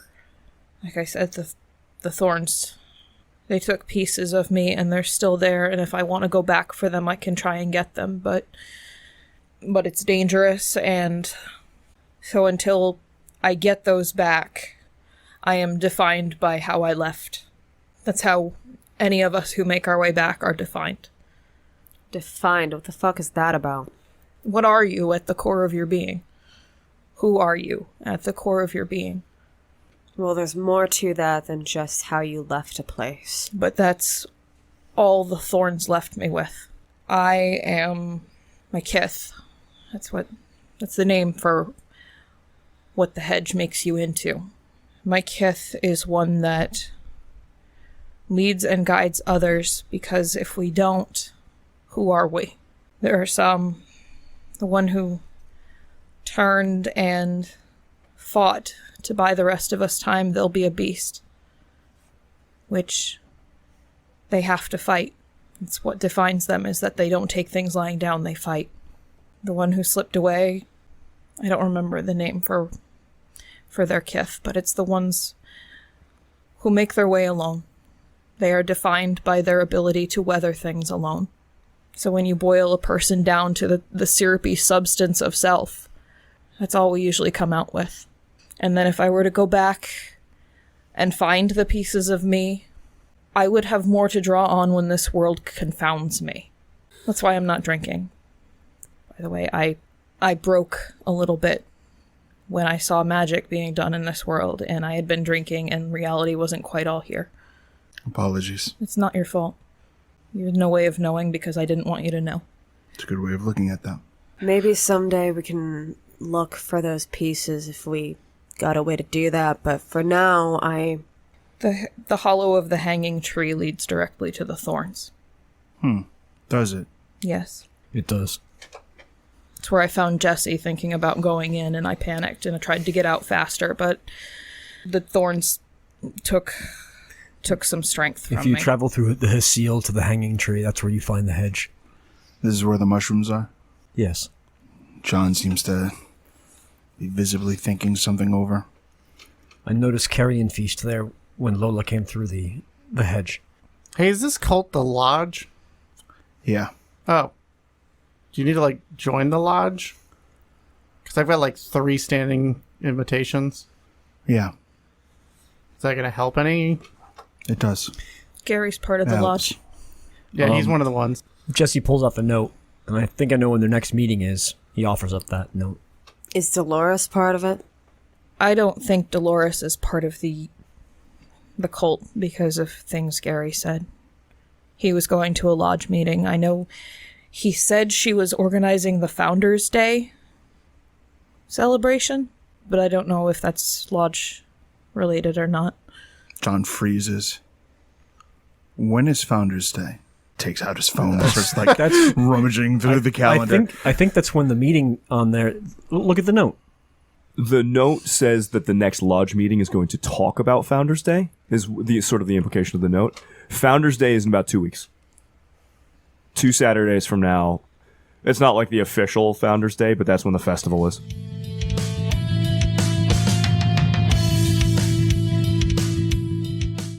We need to know what's going on before Founders Day. What if Dolores orchestrated a Founders Day planning meeting, but it wasn't Dolores? I don't know how far they're going to allow any planning to go outside their control. What I'm thinking, Dan, come with me. We're going to attend the meeting. Sure. We'll get in as deep as we can. And maybe Dolores can talk her husband into revealing some of their secrets. He found me eating mozzarella sticks in a parking lot. So? Was I bet he wants to talk to you really bad. He might. Apparently I'm a really good kisser. What do you mean, apparently? I kind of smile some at that. I chatted with him when he found me eating mozzarella sticks in a parking lot like some kind of goblin. And he hugged me like he loved me. And he leaned in for a kiss, and I didn't want to blow the act, so I kissed him, and he told me I should have a white wine spritzer every weekend. Are you okay? I'm fine. Okay. I've had stage kisses before. Yeah, but that's bullshit. I am composed largely of bullshit, I think, at this point. No? I mean, she made a choice. She could have not. I mean, I think it's just a little bit scandalous. I mean, Gary's engaged to be married. That is fair. And apparently you're the other girl. I'm a homewrecker. What can I say? Aviva is actually being broken into laughter. I think Gary will recover. I don't think Gary minds either way, but I kind of don't want him to get hurt in all this. I don't think he's smart enough to know that what he's doing is bad. So as part of that, thinking, if we do need Gary to be okay, we should probably keep an eye on him. Because, like I said, the beshilu saw Lola. I need to sort things out with Dolores. I think we all need some sleep at some point, but I think John is doing something over there with the circle and the diagrams. I'm just prepping the circle. I can work on it tomorrow. If I sleep, the huntsman is going to come. So, hang on a sec. There's 2 things there. You need to decide what to do about Dolores, and do you need to sleep, or what's your bag on that? I probably should sleep, but that feels like a poor strategic choice. And the huntsman comes only when you're sleeping, or how does that work? The huntsman comes when you're vulnerable. Okay, so is there a way to be... I mean, if you're around someone, does that not happen, or... I shouldn't be left alone. My thought is if you're flanked by a pair of wolves amidst a crew of people. That's why he didn't come for us in the hedge. He was there. He saw us. He knows who you are. And I don't think he would come for you if you're sleeping around friends. But if you're exhausted, that presents an opportunity. So you got to take care of yourself for the best of all of us. I mean, that kind of goes for everyone. We really can't afford edgelord shit. Just being honest. If we're going to pull any of this off, we have to be at our best. I don't want anyone to be alone. I don't think the huntsman is above using the people I care about to lure me out. Then let's make every effort to have that happen. All right, y'all. It's going to be official now. The three of you are now honorary werewolves. We're a pack. That breaks like a genuine smile, actually, on Aviva's face. And she kind of looks over to Jesse. We can make it official in the seal when I figure out the rights for that. But for the time being, let's act like it, okay? Yeah. And that does mean that occasionally one or two of us might have to go off alone. 2. Sometimes it might have to be one, but we're going to let each other know when that happens, and we're going to be smart about it. Because a pack does things like that, and they're smart about it. In fact, the whole reason that I have the gifts I have is because occasionally I go off alone, but I come back. You have so far. And I'll continue to do so. Hey, he's kind of proven himself now, hasn't he? He's proven that he goes off by himself. Alright, fucking fair, but he's come back, and he's a lot more likely, we're all a lot more likely, if we stay in contact. I say it like this. Know the stakes, act with the stakes in mind. It's that simple. If we come up with a plan of what we're gonna do, not like, okay, we're gonna 2 sleep at once, 3 are awake sort of plan, like a long-term, we're going to do this big thing. I have a plan. John says straight-faced. I can make it more likely to happen. Then why don't I go over what I have in mind? Okay. There's a few things that we don't understand yet. But the more we can gather on this cult, the better off we are when it comes down to facing them. That said, we can't have the beshilu serving as a thorn in our side. Which means we have to support the wolves in taking them out, right? As John makes the thorn in the side joke, she kind of pantomimes like she's playing cymbals, like she's doing a rim shot. But keeps listening. John looks like that's some weird-ass magic. Notice that. That's not inaccurate. It's highly irregular, but anyways. Don't derail me. Which means that where the beshilu are going to need to be tracked and scouted, and the joint that they hide at is going to need to be cased. Jesse, I assume you've got that? I do. As long as Dan's waiting not too far away, you've got all the support you need in case something bad happens, which means you can stealth and you're not going solo. That sounds like a good plan. So we need to do that ASAP. The next thing that we need to do is we need to go down this list and summon the victims of this cult. I don't know how far we're going to get, but there's got to be someone that struggled enough where the ritual didn't come to completion. We've seen that once in the Uber, and maybe there's someone else. If we can get a hold of them, we can know what weapon they used, what ritual components were involved, where they did it, etc., etc. And I can talk with them. Maybe even give them a bit of peace if that's possible. I would prefer it because my ways can be unkind. People deserve peace. I don't know much about what my new purpose is supposed to be, but I know that I can help the dead. No, for the less popular things, the Interthanator has to go down. That sounds popular. It requires a dagger made of obsidian that is in the underworld. I have a means of finding where it is, maybe even getting straight to it. However, what I will have to summon for the information is an uncomfortable presence.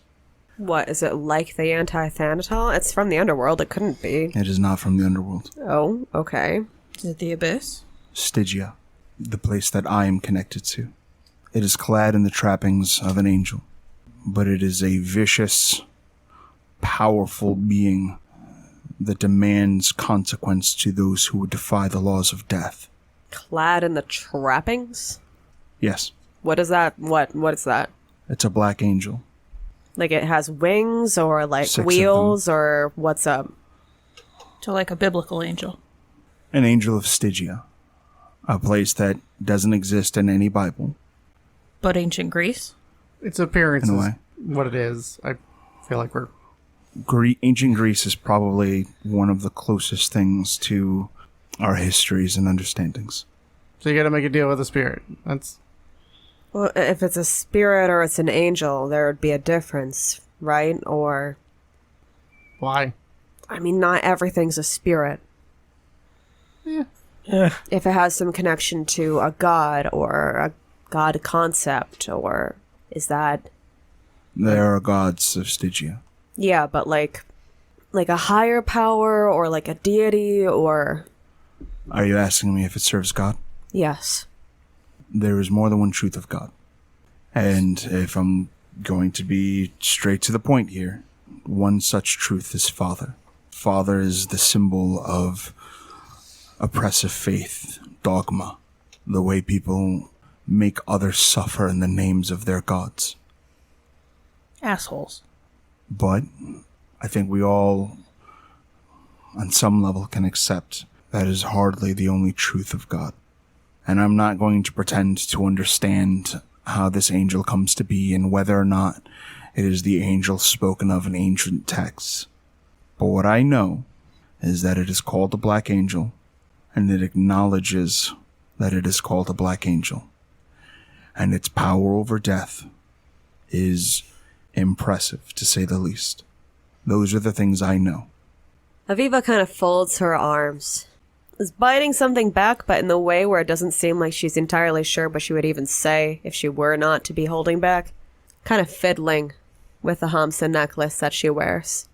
Staring down John like the concept might start making more sense, but it's not really lining up. Aviva. Clears his throat. I won't do this if it's not something you're down for.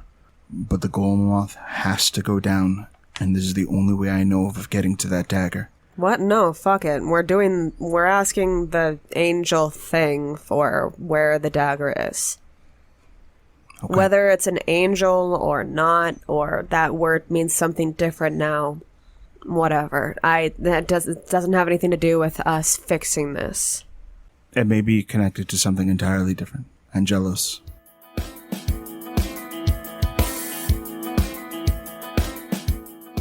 Now, before I crash for the night, I need to head out back, and I need to access, John kind of like tries to think on how he's going to have this make any sense. I have a place that I go to avoid the way my mother can manipulate fate. But it is not a physical place. It is a place in my mind.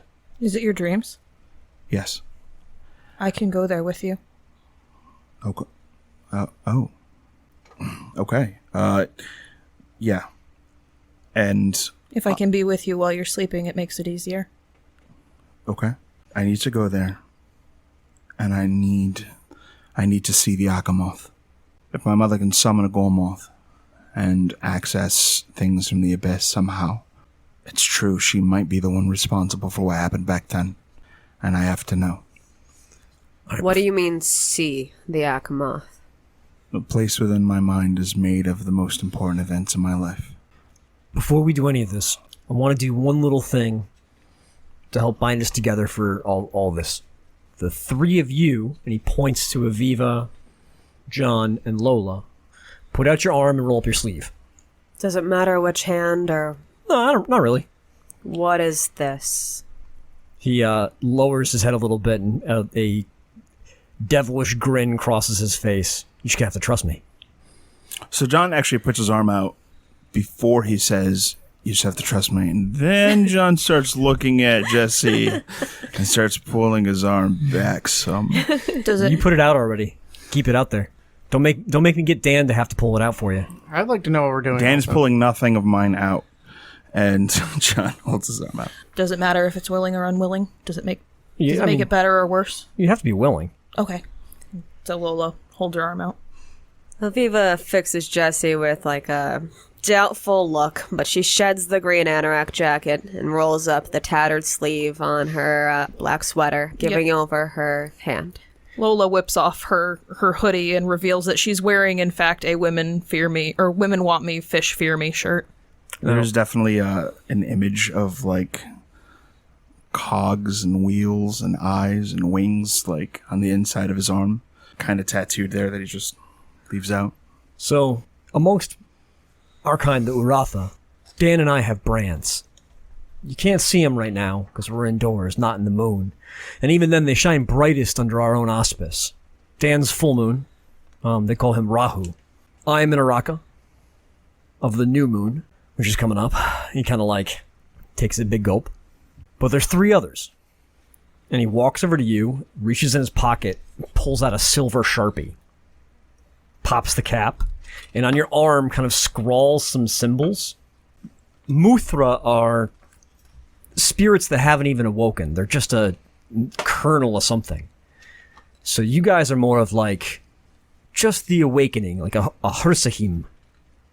So I'm calling you Ithea Hursi. Ithea Hursi, he repeats back, as if it's some magical word.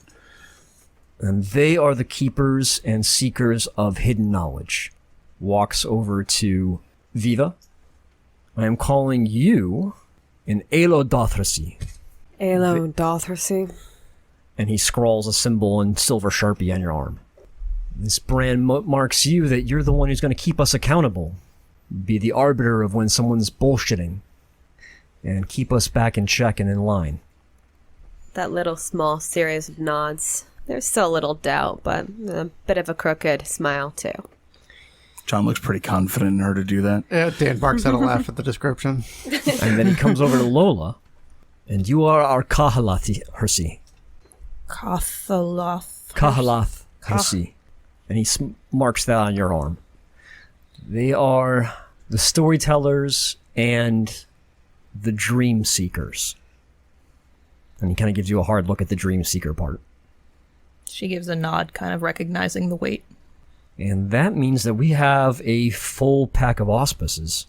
As Jesse begins doing his workings, there is weight to the moment, but not to his words specifically. As Lola begins, she pulls a button off of her shirt, like a pin button.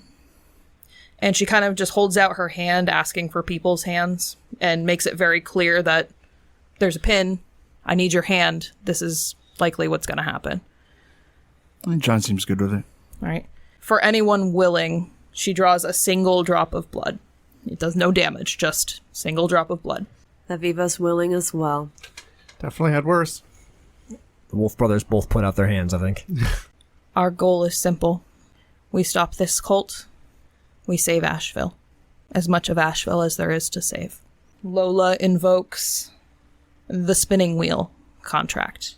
And I will roll to let you know how much of a bonus we get for every roll that goes into pursuing this goal. By enacting the loophole of the contract of the spinning wheel, by taking a single drop of blood from each participant, it will eliminate the glamour cost. However, the willpower cost still must be paid. And there are 4 people you are enacting it upon. Correct? Short answer, yes. Yeah. And long answer, that is exactly as much as I have. Then you're going to be a little drained. Your pool is intelligence plus occult plus weird minus their resolve. +3 from being a Ferrist and... +3 from being a Ferrist. This room, by the way, gives a +2 die bonus to all occult rules. Okay, so we're looking at exalted level rolls here, folks. This will last until the start of the new lunar cycle. I'm going to count that as basically 1 month. Okay. Right? So, here's why I have a problem, right? Like, This is wildly powerful. It is. Limiting it to your weird is the limiting factor on it. I like applying it to everyone, so I'm going to break the rules here a little bit. Okay. You may apply it to everyone. Ordinarily, you may apply a maximum of 5 dice as a bonus or penalty. Mm-hmm. You may apply a maximum of 2. Okay. But you may apply it to everyone. That sounds like a good compromise. Sound good? Sounds good. This is very specifically a coming together moment, both emotionally and mystically. I like the resonance of everyone, it applying to everyone. But you may apply this to yourself as well as part of the pact. Okay. Okay? Let's do 1 roll for everyone. Who has the highest resolve? 3. Everybody's It's the resolve same for 3, everyone. so it's the same no matter what. All right. 3. All right. Mechanically, in the lead up to a confrontation with the cult, you will all apply +2 dice to anything that is directly related to leading up to a confrontation with the cult. Very specifically, the spinning wheel does not determine outcome, it just gets you there. So everyone when it comes to directly interacting with the cult and a lead up to a confrontation will gain +2 dice. As Jessie gives the marks to everyone, Lola is there, but somehow her eyes are kind of wandering, crisscrossing a bit, almost like she's drawing lines between everyone, and then finding a spot in the center of all of them with her eyes. And as her eyes move, you can sort of feel sort of like a little firefly landing on each of you. There is nothing to see, really, but just this feeling of this tiny little warmth and this tiny little weight. And then you feel it fly, and you can see everyone else sort of where it would rest on each of them. Lola has, in her strange manner, sort of connected all of you toward a single point in the center. All of you, one pack, one crew, one group moving forwards towards a goal, are starting to grasp the edges of the enormity of the task in front of you. But together, it feels like there may be a chance of some sort of success. Jessie, I like the name, but you said brand. Is this coming off? I know it's Sharpie. Oh no, it's permanent marker. It's on there. Rubbing alcohol will take it off. That's fair. Or Purell. It's a little gentler. I say you leave it on until I can figure out a way to get you into the Hasil. We also have a month to get this done. Well, I'm down to leave it on. It's just, tattoos would be a big deal for me. It can come off. It just shouldn't. Oh, no. As I said, I'm considering it. Jessie turns over to John. You Thea are connected to this kind of moon. He kind of points to the sky, even though they're indoors and there's no windows. But it's about to become new moon. So if you have something to do, I'd do it now, while Luna is still kind of smiling blessings on you.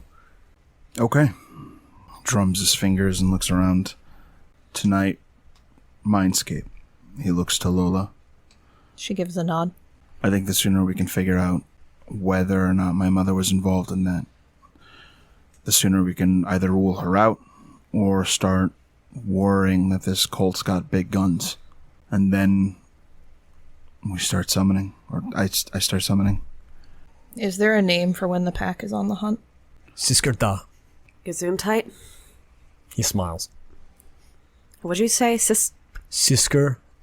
Siskerda. Okay. It's Bro. kind of metal. It's pretty metal. It is. Sisker Da, then.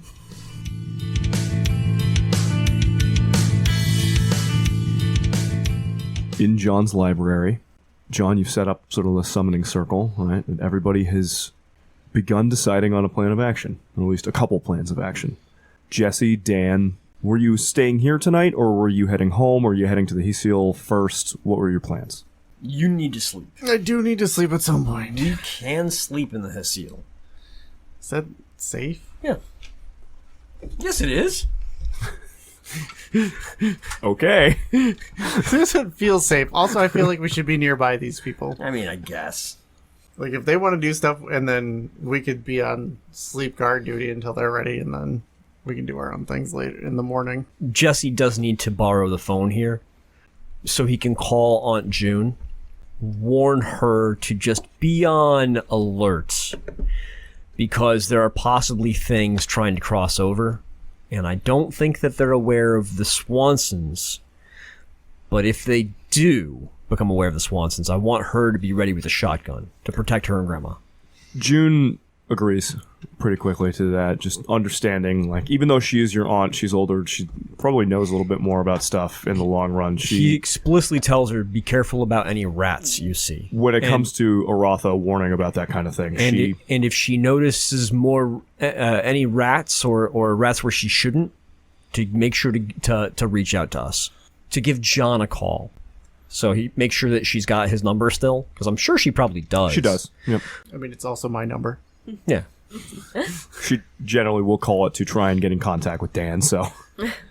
And if we're not there, John will know how to get in touch with us. She agrees, and you know that your aunt not only has a couple of guns, but is pretty good with the gun. She's been wolf-blooded for a long time. Jessie then suggests we go into the Hasil and then sleep there. And Dan decides that's a bad idea. No sleeping in the one. We should be close to everyone else. You never want to sleep in the seal. All right. You're right. I don't. It's a weird place. And a lot of things don't like me there. You just need to be a little bit more harmonious with your wolf side, man. I think I remind them of things they don't like. All right. So I think we'll probably head back to the apartment to get some much-needed shut-eye, knowing that these guys are probably safe in a group. Okay. We'll do that as long as you promise me that first thing in the morning we're going to the Hasil. Sure. All right. I was just figuring on turning into a wolf here, and I was just going to sleep here. So you guys head back to the apartment? Or did you want to sleep in this weird... I feel like we should stay nearby. There's the sleep in huntsman problem still, and God knows what else is going on, so let's... I was just going to turn into a... Yeah, Urhan. I got a better idea. I'm afraid. Let's Urhan over to the apartment, grab some gear, come back here, and we can like sleep out in one of the rooms. We'll bring like some sleeping bags and like our pillows, because I don't want to use his pillows. Sure. All right. What do you have against his pillows? He's got a thing. It's... I mean, your own pillows are obviously better, but... Right. Yeah. Okay. Yeah, you got to nail it on the head. I guess it really wasn't a thing. Okay. Swanson brothers shift down into the sleek wolf forms and trot off into the night to retrieve gear from the apartment that they sort of split share on, to return later to keep the group safe.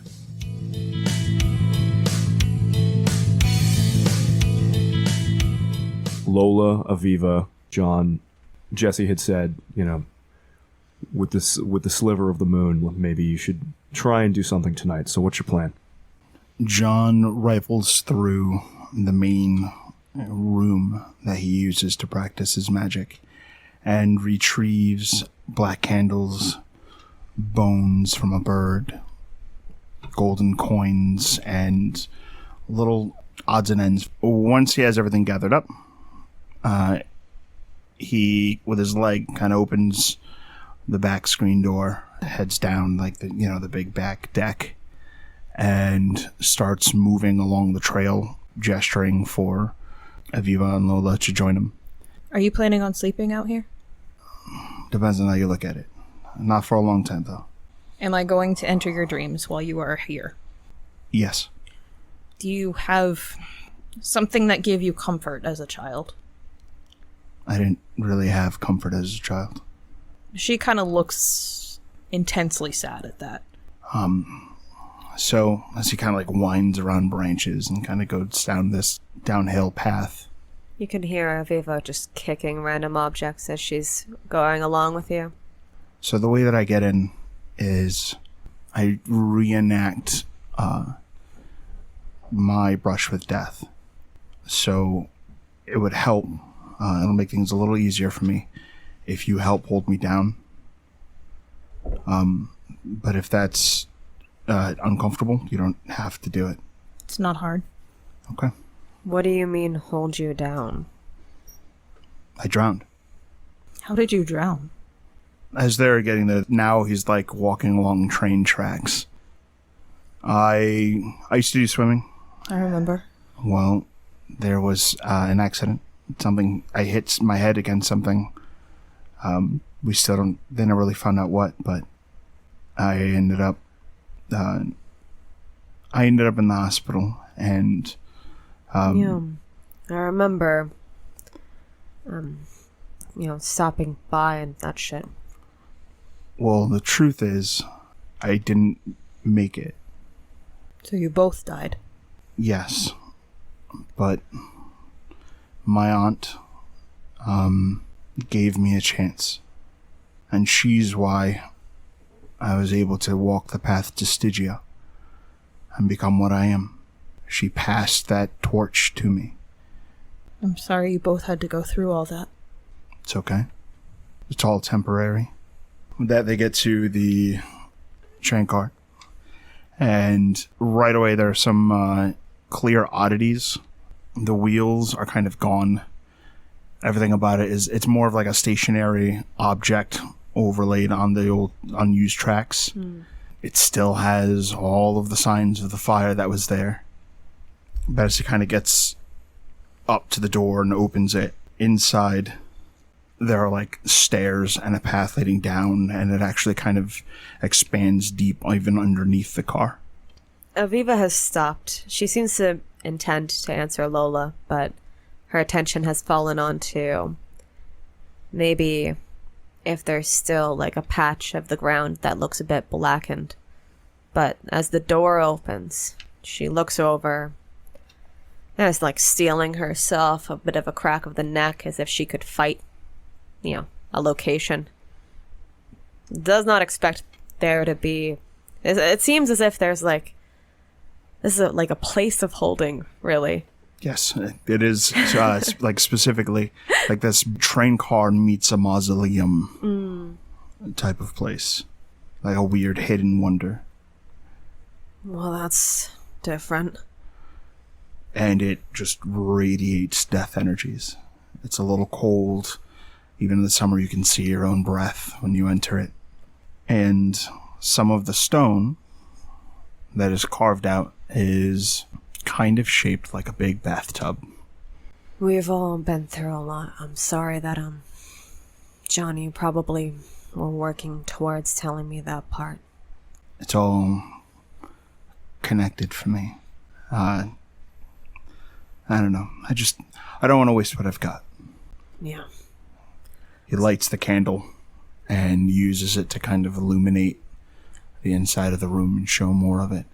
And that gold weird inlay that exists in the magic that he casts is present here. Are you both going to be out asleep? I will be physically in his dreams. Okay. I'll be under. So I'll make sure that nothing goes down, I guess. I don't know how huntsmen interact with any of this, or if something would try to come after you while you're drowning again, but it's not going to happen. I don't know exactly how what you do works. Me neither. But this is a place of power for death. It's very wintry here. Maybe it'll help, I don't know. I guess it would be. If it helps anyone, you'd think it would help me, right? That's what I'm thinking. John takes off his jacket and his sneakers and very kind of carefully puts the sneakers up on a shelf by the door. He sets out all these like little coins that he keeps with him, and he starts taking off his jewelry. One thing he does specifically set out is a ruddy red jewel that you might recognize as the blood from the squad car. A gem made from the blood of a dead god. Might come in handy. I mean, I can't disagree, but that seems so specific. It is. Is it purely just the rat blood? Or is it like ours too? Well, they didn't look like he bled very much. So I'm thinking that it's largely rat blood. Okay. John gets into the makeshift tub, and he presses his hands to the sides of the insides of the tub and begins converting segments of the stone into water. Is this your weird kind of revenge? I'm just going into a mindscape. This is perfectly safe. Aviva rolls her eyes, her gaze kind of like lingering on the tub, but she doesn't really explain what she meant. Lola awkwardly pulls off her hoodie and turns her t-shirt around and then looks inside at the tag. Is there a name on the tag? No, there's not. Okay, that would have been convenient, but it's not. So Lola grabs John's hoodie as the tub is filling, and if this gets wet, is that okay? Yeah, it's fine. He starts like taking breaths as he gets ready to go under. You know, the perfectly safe thing. The water continues to rise as John converts more and more of the stone. In the darkness of this, industrial mausoleum with the dark stone and the water, Aviva, there is a cold familiarity to the rising dark water and the permeation of death energies in the area. Yeah, it feels like places I've been. It's not the same. This isn't the waters of the rivers, but it's hard not to make connections. And then it goes up and covers John's face completely. Before the water covers his face, Lola will tuck a sleeve around one side of him and wrap it around his chest and kind of look at him in the eye and be like, "Are you sure you still want this?" He nods. She secures it under his other shoulder and she puts both arms straight in the air and spins one like a clock hand, going completely haywire, and then slams it to a stop so that his jacket is locked in time. The jacket that you were wearing is wrapped kind of carefully around your body by Lola, and then freezes in time, and you are held immobile under the water. You see Aviva start pacing. She's not really willing to close her eyes or look away, but having to watch this is not fun. There's this echo of a struggle and some bubbles of air that leave his mouth. And then he enters his trance into his own mind and leaves. When his breathing changes, Lola slips her hand into the water, trying to disturb it as little as possible, and just rests her hand on his head. And as best she can do, she synchronizes her breathing with his. Becomes very low, very shallow. For you, almost like you're holding your breath. And she attempts to step into John's dreams. Make the roll. So this is a contested roll between John's Bastion's fortification. Okay. John, you know that Lola is trying to enter your dream, correct? I do. Do you think you would trust enough to allow her without the contest? Or do you think subconsciously your mind would still try and keep anyone away from your secret and safe spaces? I don't know. Then we're going to roll. Yeah. If you're not sure, the answer is your mind is fighting. It's his one. Mm-hmm. For sure. 100%. Okay, go ahead and roll, and I will roll for your Bastion fortification.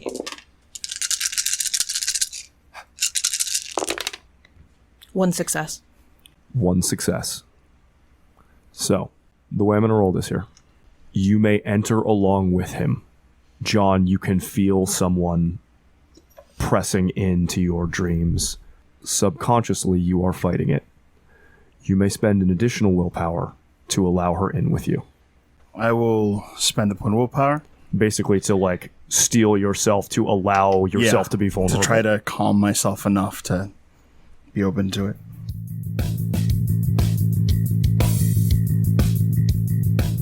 And when Lola enters John's dreams, it is Lola without her mask.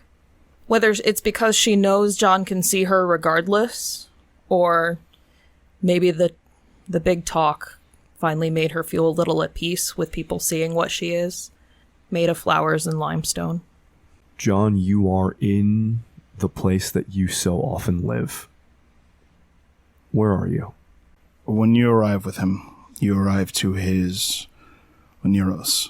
Within it, it is actually this realm that consists of 3 events, not actual locations. So they're more like scenes in a movie than actual places that you can walk to. And one of the scenes that you see, sort of as the 3 are blurred together before we go forward into one, a bunch of teenagers in dressed for a swim meet, panicking, a coach panicking, EMTs sort of trying to keep their cool as John is laying in the middle of it, lips blue and eyes blank.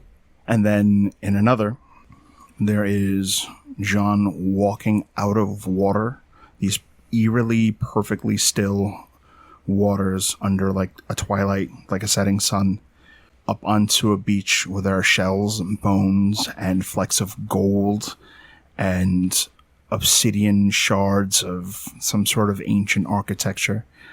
And he is walking to a watchtower made of lead and gold that shines for vast distances. And John approaches, and you can see, tired and beaten, but somehow triumphant because he's made it to this moment, he begins to scrawl his name onto the tower. And in the other is him and Aviva walking along train tracks. I'll let you, Rebecca, go ahead from there. Aviva's got a big blanket in her arms. It's partially obscuring her outfit, but she's actually dressed kind of nice, wearing a skirt. It goes, looks cute with the boots. They're new, actually. They're not torn to shreds. And not this time. She's got one hand free that she keeps using to try and steal things from John.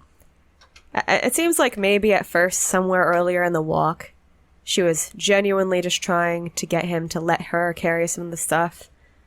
Now it's just turned into a game to torture him. Just try to snipe in and snake her hand under his arm or over him to try to take something from him. It's just going to upset his balance, really.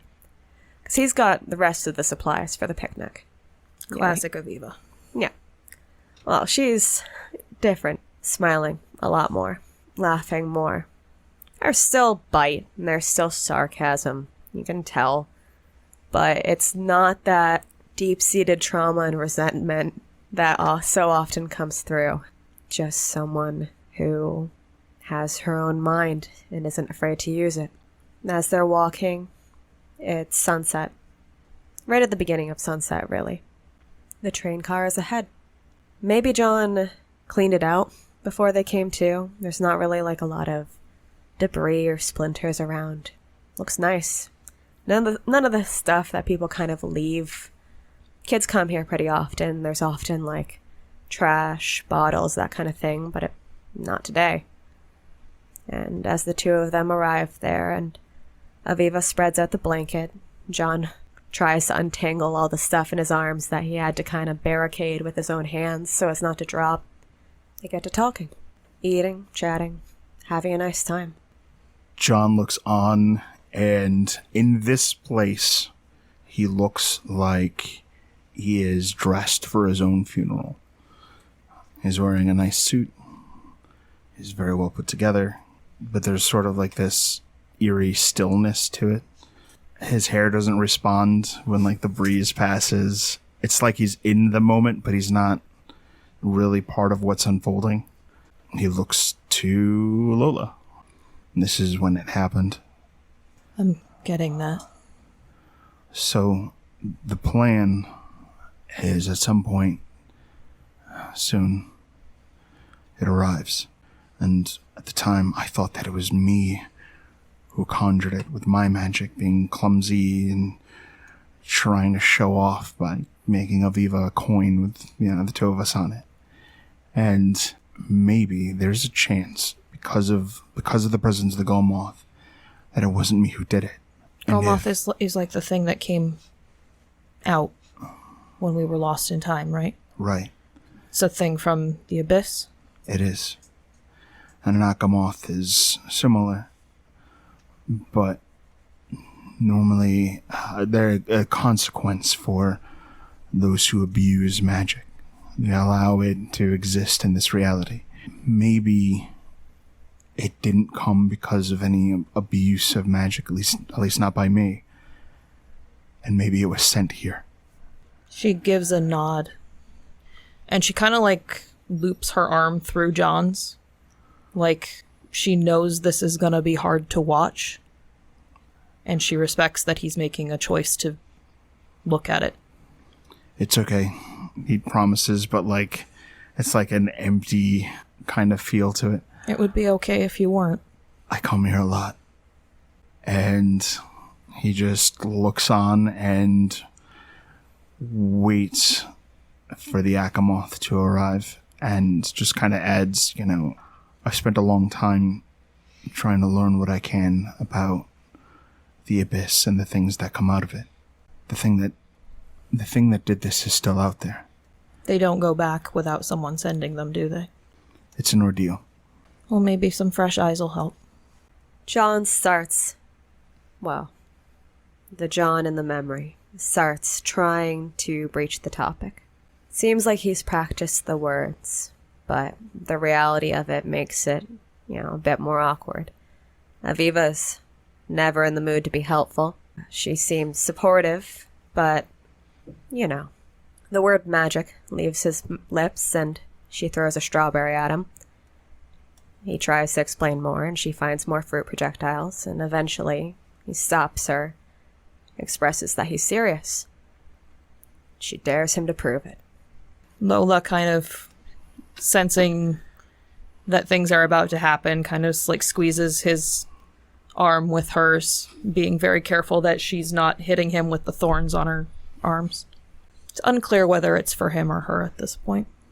There's a bit of back and forth, but eventually, with Aviva arguing, she keeps trying to frame it in academic terms, trying to get him to say it more scientifically or even in a literary way. She's approaching it as if it's a new topic at school now that she really can tell that John means it.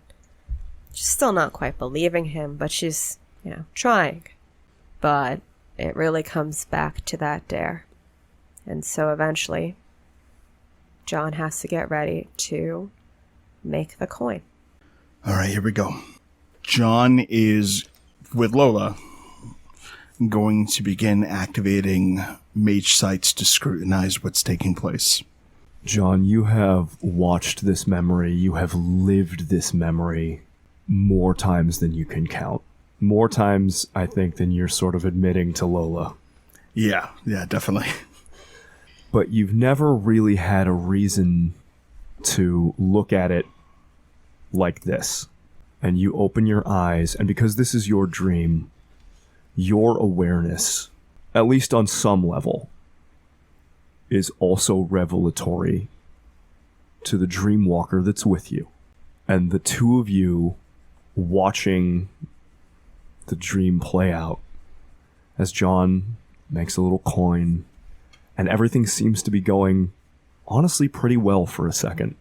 And suddenly there is an awareness of the two of you watching this dream of something else. John, you have felt this presence over and over again, but you've never quite seen it like this. The Akamoth, at the time, was not something you saw.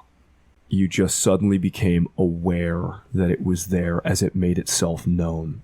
But the two of you now watching, with your enhanced understanding, with time, with research, and with your mage's sights up, floating unseen, as if summoned from nowhere, suddenly is... The best way to describe how it looks is if you took a human nervous system, all the nerves, not the eyes, not the teeth, not even the brain, just all the nerves, and you unspooled them into just this vaguely humanoid fractal shape, nerve endings and sensory inputs that seems aware. Where its eyes should be are just pits. Like, not even just, there are no nerve endings there, but nerve endings that spiral and spiral into holes that drop away into nothing. And what you see is this thing appear and look at the John in the memory, unseen by either of them at the time, and then begin to worm its nerve-ending tendrils, like unspooling and becoming less human and then reforming in and around Aviva. At that, John fucking tenses. Once this thing becomes apparent and John begins to react, Lola, as a Ferrist who is aware of the emotions of others, begins to glance back and forth between the John beside her and the scene playing out, getting kind of a glimpse of John's soul and all that he's experiencing here, seeing this. There is a definite moment, one that you would know very well from how you usually saw this, where Aviva's laughter and the disbelief shifting slowly into belief at the sight of the coin just turned off. When you see that dulling of the eyes, it links up perfectly with the tendrils entering her. You can see the nerve endings. They don't physically worm their way under Aviva's skin, but watching with your sight, watching this happen from multiple levels of reality, you see those nerve endings shape and almost like move within her, wrapping around her nerve endings as it puppets her. And the Achamoth, through Aviva, turns and begins to talk to John. The memory gets not hazy, it's just very clear, but it berates him. It taunts him. It asks him to submit, but is never clear about what it's asking him to submit to do. It asks him to let it in, but it's never clear quite what it means or what it wants. And the more insistent it gets, it's not that it relaxes its control over Aviva. It's not that it lets her go. It's that you become aware that it has relaxed control enough so that Aviva is aware of what is happening to her, can feel external stimulus. John had brought a few candles for when the sun had actually set and there needed to be some lighting in the train car. Didn't really have to think about bringing a lighter or anything like that. Already had the matchbook for his cigarettes. He had just started. So the matchbook was already out on the blanket with everything else. And you see Aviva's movement, not really her own. Just a deliberate stretch, reaching out and picking up the matchbook, sliding it open, and lifting one into the light coming in through the window to show it to John. The Achamoth, the thing controlling Aviva, gives John an ultimatum. Let me in or watch her burn. And John didn't bring it. Aviva didn't bring it. Aviva's hand reaches like around a corner, like through around the door, and there's just a small bottle of kerosene. What a strange, infortuitous thing to suddenly be here. And Aviva, who is allowed to feel and understand everything that is happening to her, you see her muster the energy or the will to say something to John that is her and not it. Don't let it in. I don't know what's going on, but John, it's not worth it. Lola looks to John's soul. What is he feeling based on what I would expect? Past John and present John, unless I'm mistaken, are feeling very much the same things. Confusion, guilt. Past John is feeling terror, where present John is feeling... John is obviously watching on eyes wide and tears kind of just rolling down his cheeks. But there's this like sternness to his expression. And unlike the John then, this John seems like he is treating this like a step taken towards a fight that he desperately wants. Don't you dare let it in. I won't forgive you. Based on how reactive John is to things normally, based on maybe what we can extrapolate what someone in that situation would be feeling, where does John fall? Is this the most emotion he may have felt since? This is probably the strongest he's ever felt about anything. Okay. Now he tends to be comparatively numb, but this is that thing that still hits hard as ever. Please, I'll be okay.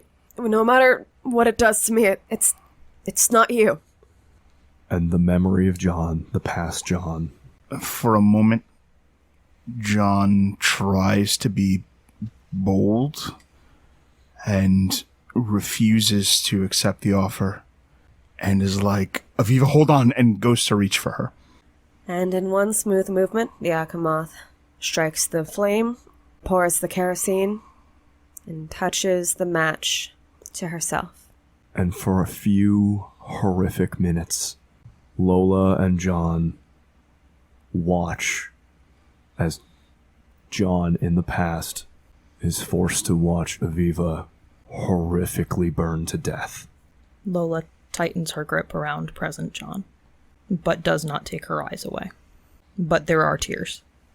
I wanted to show her so badly that I broke the rules. And then she was gone. If it was your choice, would you have let her let it in? If your roles had been reversed? No. I wouldn't let her. I think we both know that when Aviva sets her mind to something, that's the thing that's going to happen.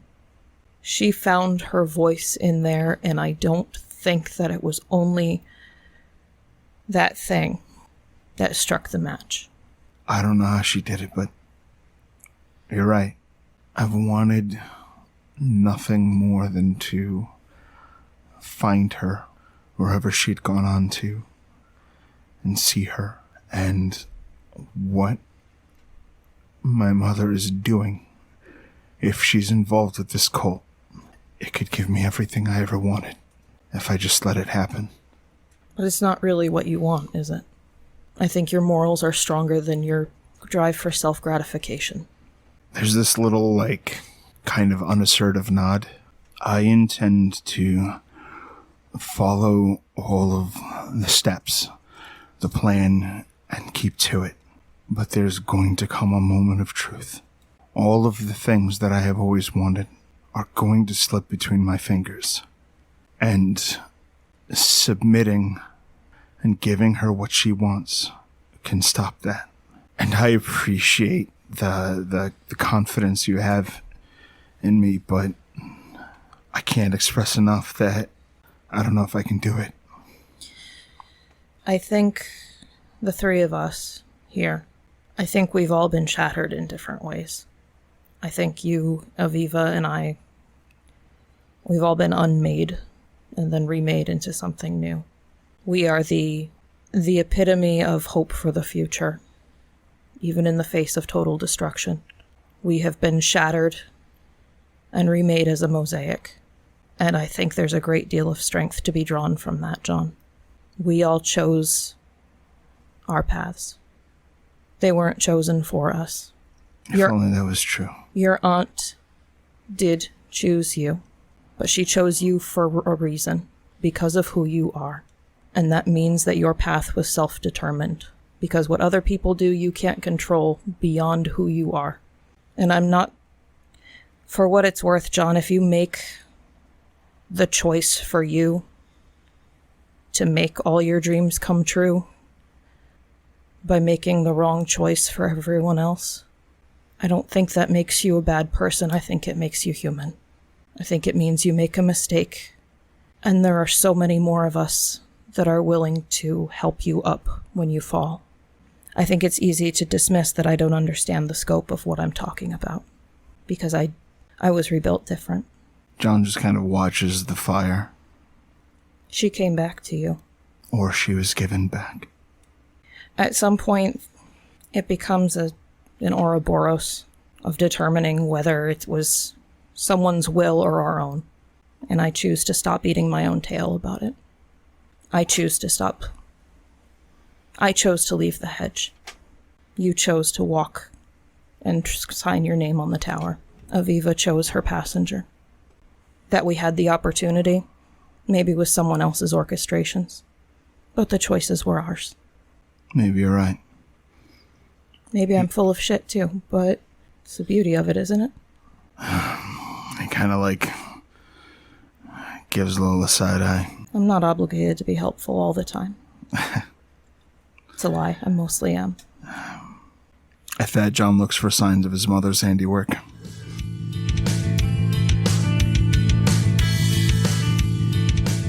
John, You've opened your eyes to this in a way that you haven't before, and even if you have, you are stronger, more learned now than you ever have been before. And you have support here in this dream that you have never had before. Roll me an investigation roll.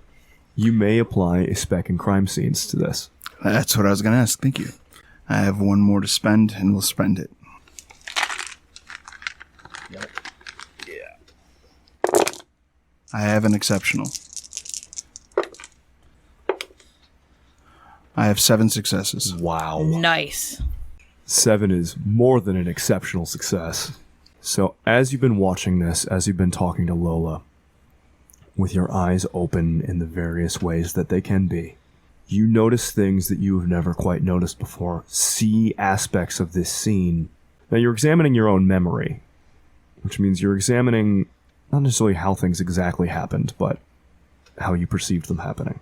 Right. And in those perceptions, you notice a few things. First and foremost, how serendipitous, what a bizarre twist of fate. Where did that random bottle of kerosene come from, John? I mean, people, just leave stuff out here. It's not unreasonable that somebody maybe brought like a plastic bottle full of kerosene, but it was right there. And you had, done a little prep work. You had ideas in your head about how this picnic would go. You cleaned up. What twist of fate would put something like there right in arm's reach of Aviva? The Akamoth, whatever it is called, was there one moment and not a moment before. And as she was burning, just at the period where it was too late to save her by any measure, disappeared again, coming and going as if by nowhere.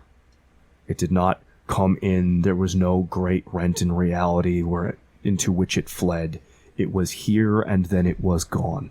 And at the back, when it appears, maybe you just didn't see, maybe it was your own trauma, your own emotional connection, even as a Moros to this event, stopped you from hearing it before.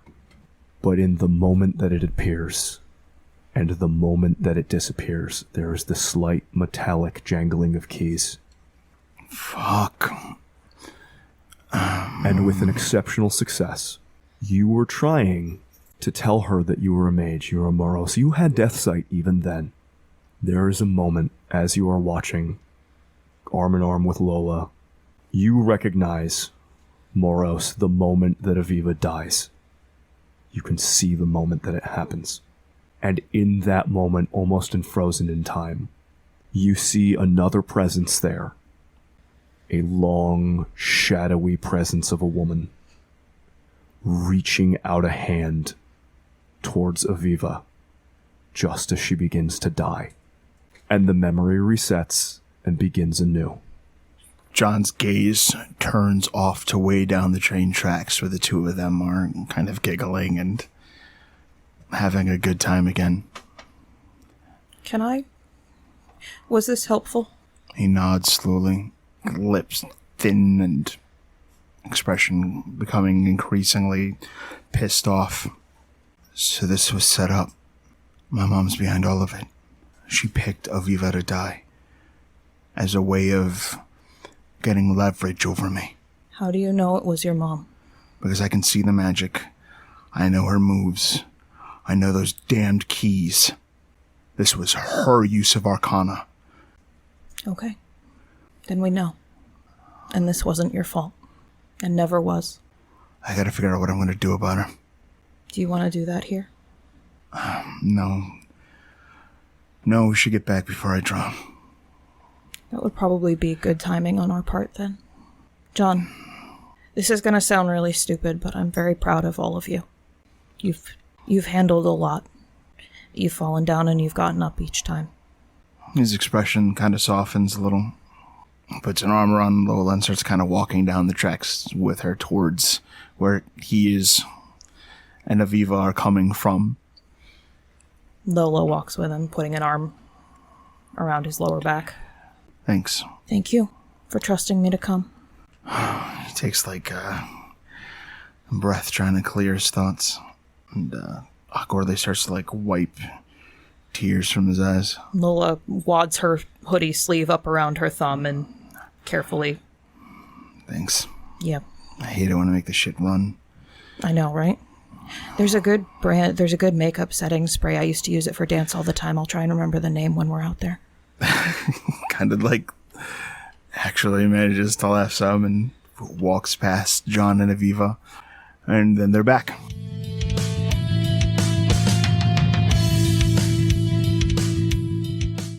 Aviva, John is under the water, and Lola has completely disappeared.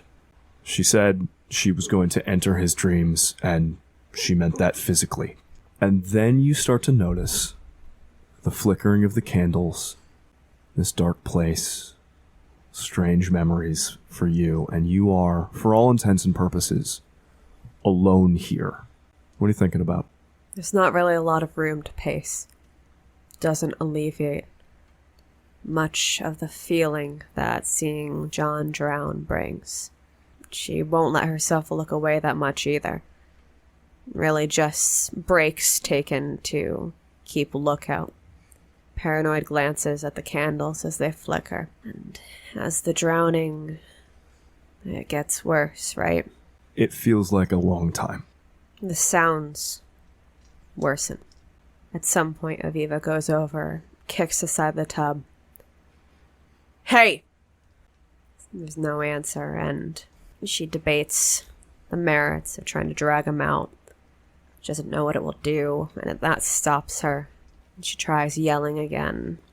You're not supposed to really... Gets a bit more desperate. Starts trying stupid shit. By the time that they're coming back, if they're coming back, Aviva has run over to where John has stored his sneakers and grabbed one of the Sky Jordans and is threatening to put it in the water. You run up to the shelf near the door to get the sneakers and... Just the weirdest desperation of like, I'll do it! It's not near the water, it's like a foot away. Roll me a wits composure. Okay. For a perception check. 3 successes. You grab the Sky Jordan, ready to, ruin his kicks. Commit violence. Such fuckery. The flickering light of the black candles catches your attention for a second. Mm-hmm. So you watch the candle flame flicker as if in a dream, moving ever so slowly. That turns her attention fully away from the tub and she approaches the candle. And it's not just the candle, it's all of them. It's everything in here. It's like time itself has slowed. Who's there? Funny to see you here.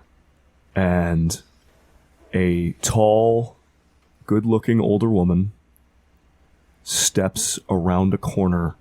You are pretty good at picking up this kind of stuff. It is as though she appeared from nowhere. Like she stepped out of reality itself. 1 second, there is none of that feeling of like, oh, somebody might be around, something. And then she is there. And she looks you up and down appraisingly. And you recognize Ramona Taggert, or Ramona Castro, John's mom. And she looks at you and then looks past sort of down the little stairs towards where John is drowning in a bathtub and goes, welcome back to town. I had spoken with Dolores Gardner. I was aware that John had guests. How have you been, dear? Aviva squares her posture towards John's mother. And very slowly, calmly, leans to one side to put the shoes down on the steps next to her with one hand. And she straightens back up. She never loses eye contact, not even as she cracks her neck to one side and then all around. And that's when, in one moment, she intertwines with her geist, enters the twilight through the shroud, and stutter steps directly towards the invader. To the perception of those who cannot perceive death, in the ways that Aviva or John can. There is the ghostly darkening of Aviva's countenance, and she flickers in reality, and suddenly, like a 2000s horror movie jump scare, is right in the mayor's face. Discorporating and recorporating to get right nose to nose. And the mayor flinches. She actually, she tries to hide it pretty quick. She's a pretty... John's emotions are deadened. Hers are mastered. So she would like to believe. But you get the impression that the sudden aggressive movement and the sudden ghostly flicker actually, startled her a little bit. She was, not expecting you to do that. You also get the impression that she's slowly... She might be hiding it a little bit, but she is coming to terms with the fact that you are here at all. So I hear you're on the wrong path. And it seems like now you're in the wrong place. So we can have a discussion about this if that's what you really want. But we're about to find out a lot about you. She arches an elegant eyebrow at you, gives a little smirk, and almost like a condescending sad smile. You very clearly mean a lot to my son, but it is a little silly for you to talk to me about paths. I know where his path leads, and I'm just a mother who loves her son, trying to forestall him having to feel any more pain.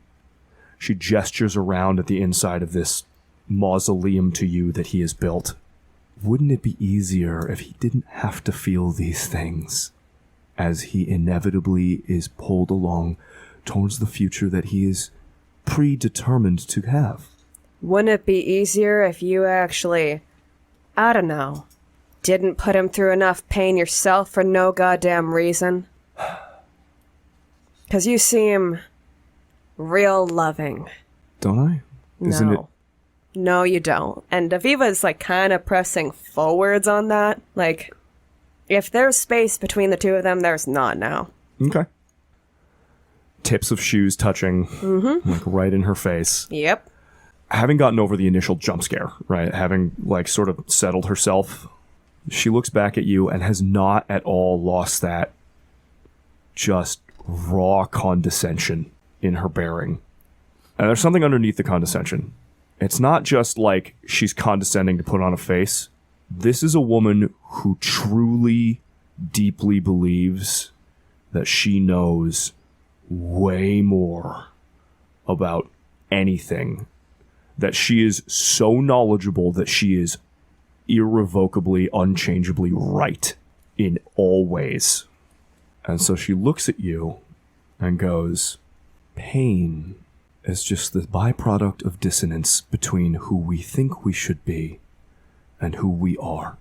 And I am just trying to help him to remove and rectify that dissonance.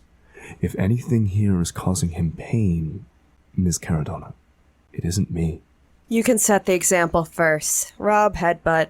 Aviva, roll me your initiative. I have a 6. Okay, so she's going to be going first. Yeah. But you are making the first strike. Just means she's not getting fully caught off guard or whatever. You may roll your attack. I have 2 dots of the merit retribution, which means that... Is a fighting style, correct? That is a fighting style. Dope. Aviva is using and taking names. Hell yeah. Fueled not just by muscle and adrenaline, but by righteous indignation. So that's going to be an all-out attack, and I am going to use my last willpower. Oh shit, okay. Anti-hero, you will definitely gain 1 back. Apply an unconventional, ignoble, or blunt solution to a current problem. Yeah. You're trying to headbutt John's mom. Yeah, that's... So you will regain a single point of willpower. You'll be rolling strength, plus brawl, plus 3 dice. You will not gain the bonus from Lola's spinning the wheel because this is personal. You are not trying to make strides towards uncovering and confronting the cult by your hissy fit. Righteous hissy fit. Shut up, John's mom. This ain't a hissy fit. You will gain You will not, because you're fighting style, you will not gain the 2 dice for going all out because you have that righteous indignation. Does my spec and brawl of payback apply? Oh, yes. Yeah, it has never applied more. Extra die. And then, Ghost, in this place of deathly power, I am going to give you a 2 die bonus. Then you will subtract 9 dice from the attack roll. Oh, kick his ass, Seabass! That does leave me with a dice. Okay, then you may roll the die and look for a success like normal. No luck. You go to headbutt her, and then you will take 5 points of bashing damage as you fully are about to make contact with her nose. You know it, you feel it, she is not defending herself, and suddenly your head smashes into the side of the train car as space warps around her, and suddenly you are throwing your head full on into the metal side of the car. Oh, fuck! You are facing away. She has not moved, and she's continuing to snidely arch an eyebrow at you. Are you finished? Or can we have a conversation about my son's future? I'm not finished at all. Yes, Queen. Yes. I can do this all day. It's America's ass. She will take her action to monologue at you. Feels on brand. Fucking villain. Oh, she's so good at this. I have seen the future, Miss Caradonna. I know the pain that he will drag himself through because of your presence. It would be so much easier if he just didn't know you existed. And I can do that for him. And I don't even have to make it painful for you. Wouldn't it be easier if you forgot all of this and could just live your life? I'm offering a painless path forward into the future for all of you. It's your action. I've never been a big fan of painless when it comes to making things right. And I'm basically try and use the wall that I've smashed up against to launch myself towards her to try and land a punch this time. Make your attack roll, -9 dice. Going all out, she is not using her fighting style. Okay. You're spending willpower this time? I mean, yeah. You're not going to gain it again for the same trigger, but... I know. But she want to hit this bitch so bad. This time that gives me 3 dice. 1 success. A few things happen at once. Aviva, to your perception, she continues to stand there with that smug look, and you throw the punch, you launch yourself in all your righteous fury, and she continues to stand there looking smug as you can feel once more space itself start to bend around her. Describe to me how you break through and actually land a hit on this woman. Let's say you do get him to forget about me. Let's say you get me to forget about all of it. There will still be people to protect him, even when I fail. But for now, let's see what a smirk tastes like. The only people who he No, has it's to... coming and then through. she gets hit. Is that no? But never has an ass beating been more deserved. Aviva interrupts the monologue by throwing a desperate fist. Despite the warping effects that she seems to always have around herself, your fist, through sheer willpower, makes it through, hits her in the nose, and draws blood. And in that instant, the second that you draw blood from her, the last thing that you register is she looks outraged. She looks pissed. I'm gonna grin. Oh, I hate this. Yeah. And with her exceptional success, time slows to an imperceptible crawl around Aviva. As soon as she draws Ramona Castro's blood, it is like she is frozen in time, unable to move. And Castro, you can tell she's saying things to you, but you cannot understand them. because she is moving impossibly fast, and even the flickers of the candles are frozen in time from your perspective. You cannot move. Your speed, your defense are zeros. You cannot take actions. You are frozen in time. And then you start to understand what she is doing outside of the frozen time. She is, as a master of so many things, unweaving agreements, tearing apart contracts, and undoing the very essence of the bargain that you made with the final girl, ripping the two of you apart.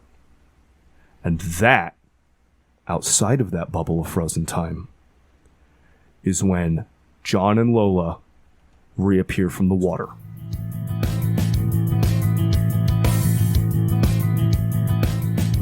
You guys can roll initiative. Oh boy. Can he? He's trapped under the water till I drop the cantrip. He's still gonna be rolling initiative. Okay. Turns out Masters of Mind and Fate can do some fucked shit. I'm actually surprised you drew blood. I'm legitimately impressed.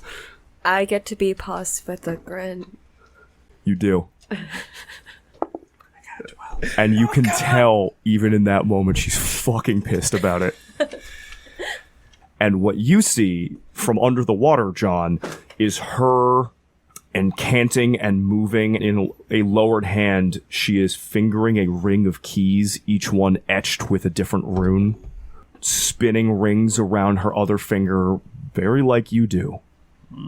Her once immaculate, pencil skirt and suit and blouse are just kind of they shouldn't be as frazzled as they are, but Aviva actually fucking hit her, and she's very much my perfect hair. I have one out of place now because I am fucking pissed, and there's a trickle of blood coming down her face as it is very quickly apparent to you that what she is doing, not from the same arcana that you understand, but as a master of death, you can see what is happening to the bound. What are you guys' initiatives?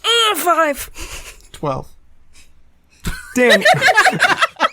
It's really some spirit, guys, Jesse, I feel like we're listening out on a combat. Yo, we're almost home when Dan's just Horatio! Just smashes Jesse in the face and just starts sprinting to the house. His little booty shorts. We're in wolf form right now. We're good. The chain thong. I have an initiative of 9. Well, she is currently busy in the middle of a quite complicated spell. It is not easy to do what she's doing, but she's doing it. Okay. Am I still being held underwater? Currently, you are still being pinned underwater by a time-frozen jacket. But you are underwater. You can act. You're just grappled. Yeah, it's not great. Surprised by what I see, I gulp in a bit of water and start reaching above and trying to signal to Lola to free me, and I will hold my action for now. On Lola's turn, she immediately drops the cantrip that's keeping John drowned, and with her hand on his head, just kind of grabs a fist of his hair and pulls him above the water. Great. John, you were holding She also spends a glamour. Okay. For reasons. Would you like to tell the ST what those reasons are? Mom's kind of a bitch, and I think she needs to know that she's not the baddest bitch in the room. Okay. Yeah, sorry, I should have specified. No, I am starting a thing, but it will be activated next round. Okay, gotcha. So you managed to pull John out of the tub and begin manifesting the otherworldly glamour of your being. Mm-hmm. John is going to reach for the black candle that's flickering and use it. He's going to blow the candle out. And when he does, he is going to use that as a tool to perform magic. And what he intends to do is throw Aviva into twilight. Okay. Try to basically strip his mom's access to her for the moment. Go ahead. Make me the roll. I have 2 successes. Okay. And he blows the candle out with some of the smoke kind of heading towards Aviva and attempts to shunt her safely away from whatever it is that his mother's attempting, or actually, I think he knows exactly what she's attempting. Yes. To try to get Aviva out of the reach of her magic.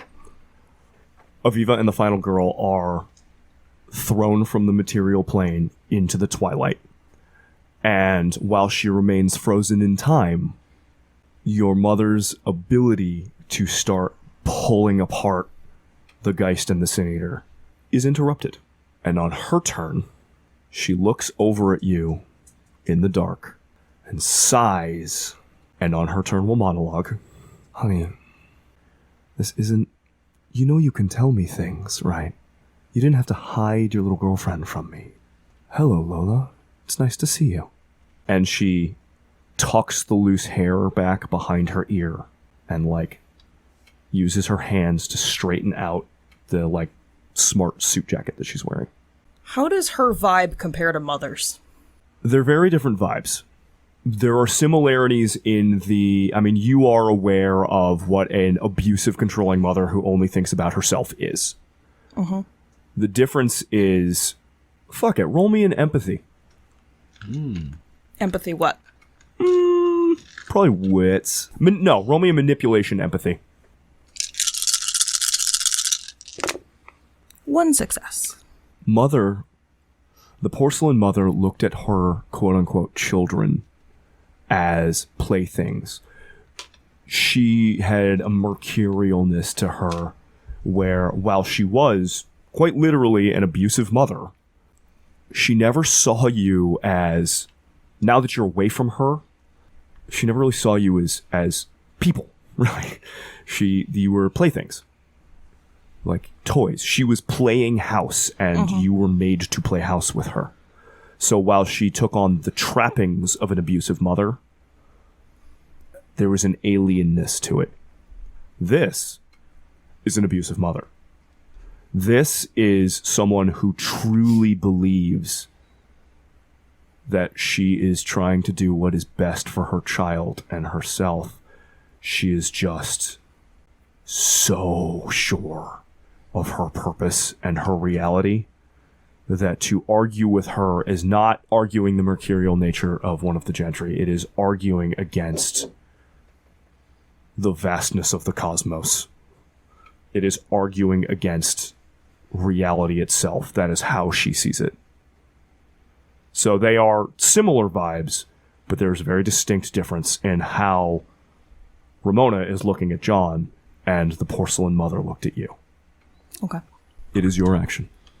So Lola takes on her terrifying beauty form, her voice distorting slightly, and she looks right at Ramona.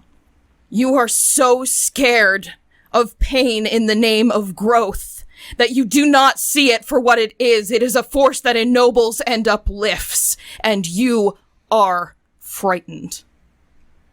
And I'm gonna try and paralyzing presence her. What is the resistance on this?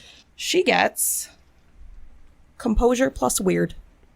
In place of weird, it is her gnosis. Okay. I'm gonna try a new method of shaking dice because there's 15 of them.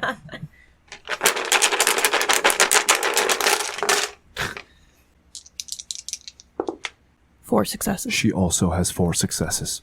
She takes on the appearance of someone who has seen far more time than her, who has seen far more pain than her. She does not grow larger, but she does grow more imposing, and there seems to be a wind blowing autumn leaves about her presence and flower petals. And Ramona, who in this moment you start to realize has seen much more time than you, stares right back. And you get the impression that this mage, this person, has mental defenses far beyond what you had anticipated. You are a Ferrist, and you could feel your presence begin to affect her. But from somewhere within herself, there is some sort of mind defense, some sort of bolstering of her own spirit. And she looks at you with ageless eyes. And it's funny that you made the comparison between Mother and Ramona, because for just a second you see that same perception of time that the gentry don't have in Ramona's eyes. And she looks at you, it doesn't take any actions, just in response says, "Be quiet, child, before I call your keepers." John, it's your action. Does she appear to have stopped casting? She's not currently casting the thing that she had been casting, no. Yeah. John stands up and takes a deep breath and kind of wipes the wet hair out from in front of his eyes.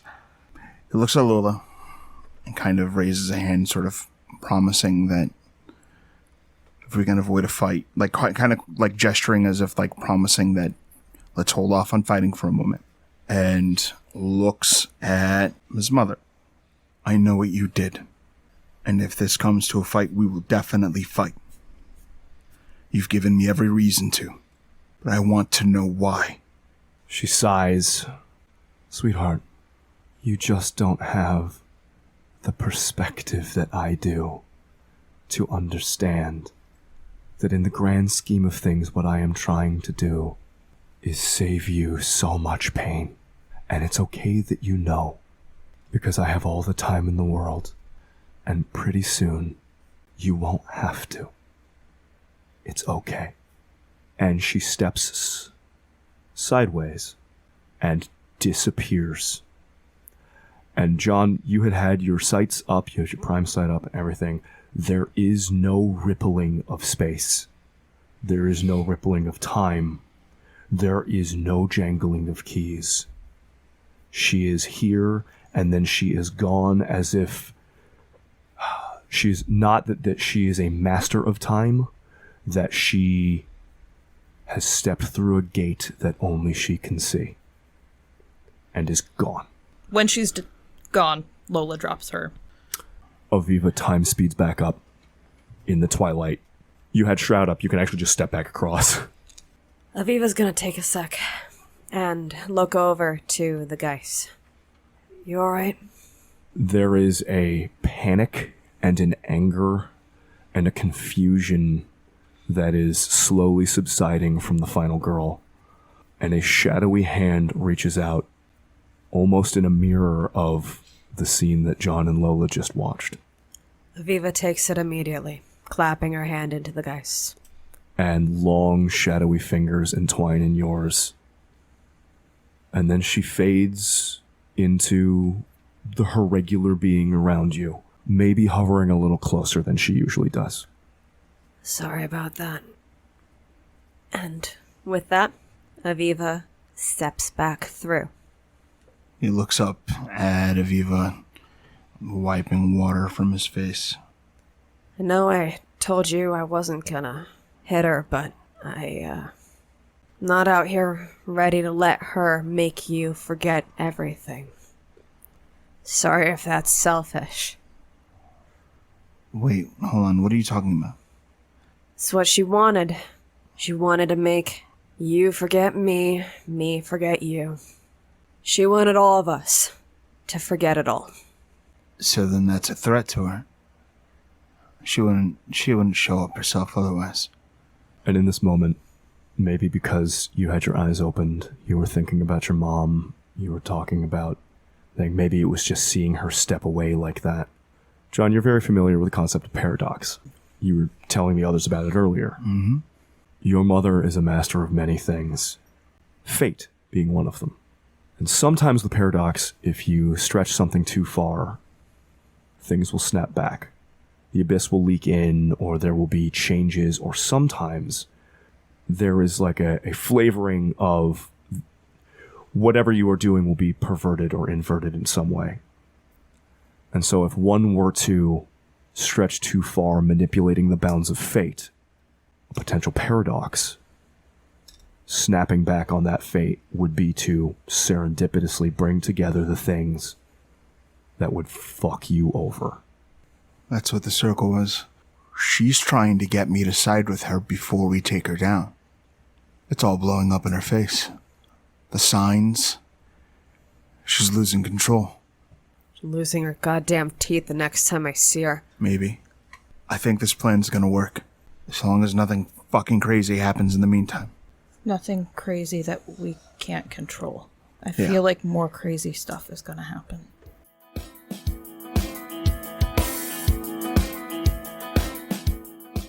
John, Aviva, Lola, you guys emerge from the woods back to John's house after, well, everything that happened at the train. Aviva's bruises are already blooming. It seems like maybe she might have a good heal time, but she's been pretty well bashed up. It's dark colors, all down her right side. Her face... She sweeps a hand through her hair, trying to fix it. It's real fucked up, but there's a stupid ghost of a smile that pops on every now and then, and she tries to put it down. Lola looks withdrawn and absolutely exhausted after the just tumultuous emotions that were being thrown around, and the implication from your mom, John, that she could just ring up her keepers. Yeah. And as the three of you approach the house, you see the two sleek wolf forms slinking out of the shadows. Jesse, Dan, you guys have little like backpacks, or what did you guys grab? I think we actually grabbed like some bags that are like hanging out of our jaws at this point, just like walking along with like a little like bug out bags. Probably if we got like a sleeping bag or anything, like those metal frame backpacks is probably the easiest thing. Yeah, absolutely. I imagine that we're basically bringing camping gear for the most part. I think Jesse actually probably brings like a little like camping hammock, and Dan probably brings an absurd amount of food. That's correct. My clothing doesn't take up much room.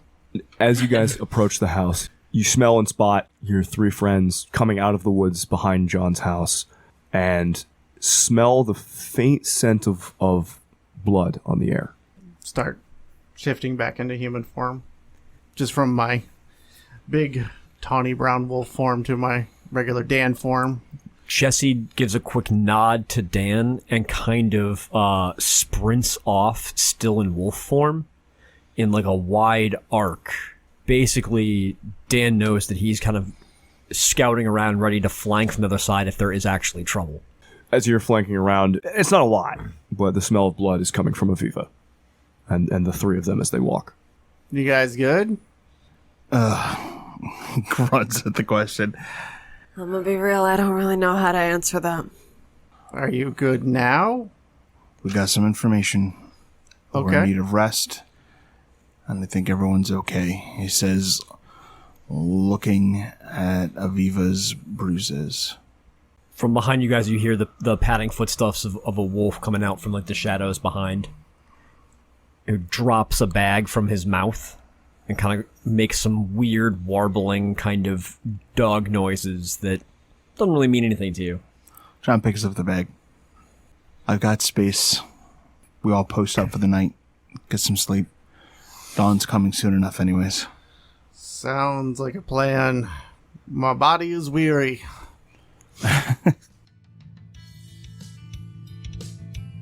Forgetting Ashville is an actual play Chronicles of Darkness podcast set in the fictional New England town of Ashville. Aviva Caradonna was played by Rebecca Steigelfest. Dan Swanson was played by Tim Davis. Jesse Swanson was played by Garrett Gabbey. John Taggert was played by Lex Lopez. Lola Gardner was played by Erika Webb. Your storyteller was Rob Muirhead. Recording and editing by Rebecca Steigelfest. The music used in this episode was by Victoria Borodnova. You can find their music on pixabay.com. Forgetting Ashville uses the 2nd edition Chronicles of Darkness rule sets, including Changeling the Lost, Geist the Sin Eater, Mage the Awakening, Werewolf the Forsaken, and other Chronicles source materials, with a few select house rules. The Chronicles of Darkness are produced by Onyx Path Publishing. Make sure to subscribe to us on Spotify, Apple Podcasts, or wherever you get your podcasts. Follow us on Twitter at PathOfNightPod, on Facebook at facebook.com/PathOfNightPodcast, or email us at pathofnightpodcast@gmail.com. You can help support the show at coffee.com/pathofnight. See you next time, Outsiders. I specifically said I wouldn't. You weren't gonna kill her. No, I said I wouldn't beat her up. Stroke you immediately. 2 hours later. Listeners, be a liar, doesn't it? that was a lie. Fucking Danny Phantom goes on a rampage. Is this what pain feels like? Yeah, literally, yes, yeah. Someone would How turn home. dare you? I am a master of time, space, and fate, and you punched me. I just love the idea of like, what was that for? I'm being reasonable. And I'm being unreasonable. I think I've seen this documentary. Mom rips apart son's goth girlfriend while he's asleep in the room. Mom goes crazy on son's girlfriend. And at the very end, he wakes up and is like, Mom? So terrible. I'm sorry for my crimes, guys. I feel like this is a series of excellent choices. That's all right. around. You did all of this. Also, if you hit her, this makes it a very good chance for me to hit her in the future. Tim's not sorry for my crimes. No. I feel like crimes implies a level of guilt. Dan's gonna be like, very so guilty scale right of 1 to 10. None of us think you are guilty of shit. This whole side of the table is like just sitting here, just like, Do it again. Do it again. Violence is an answer. we're learning so much.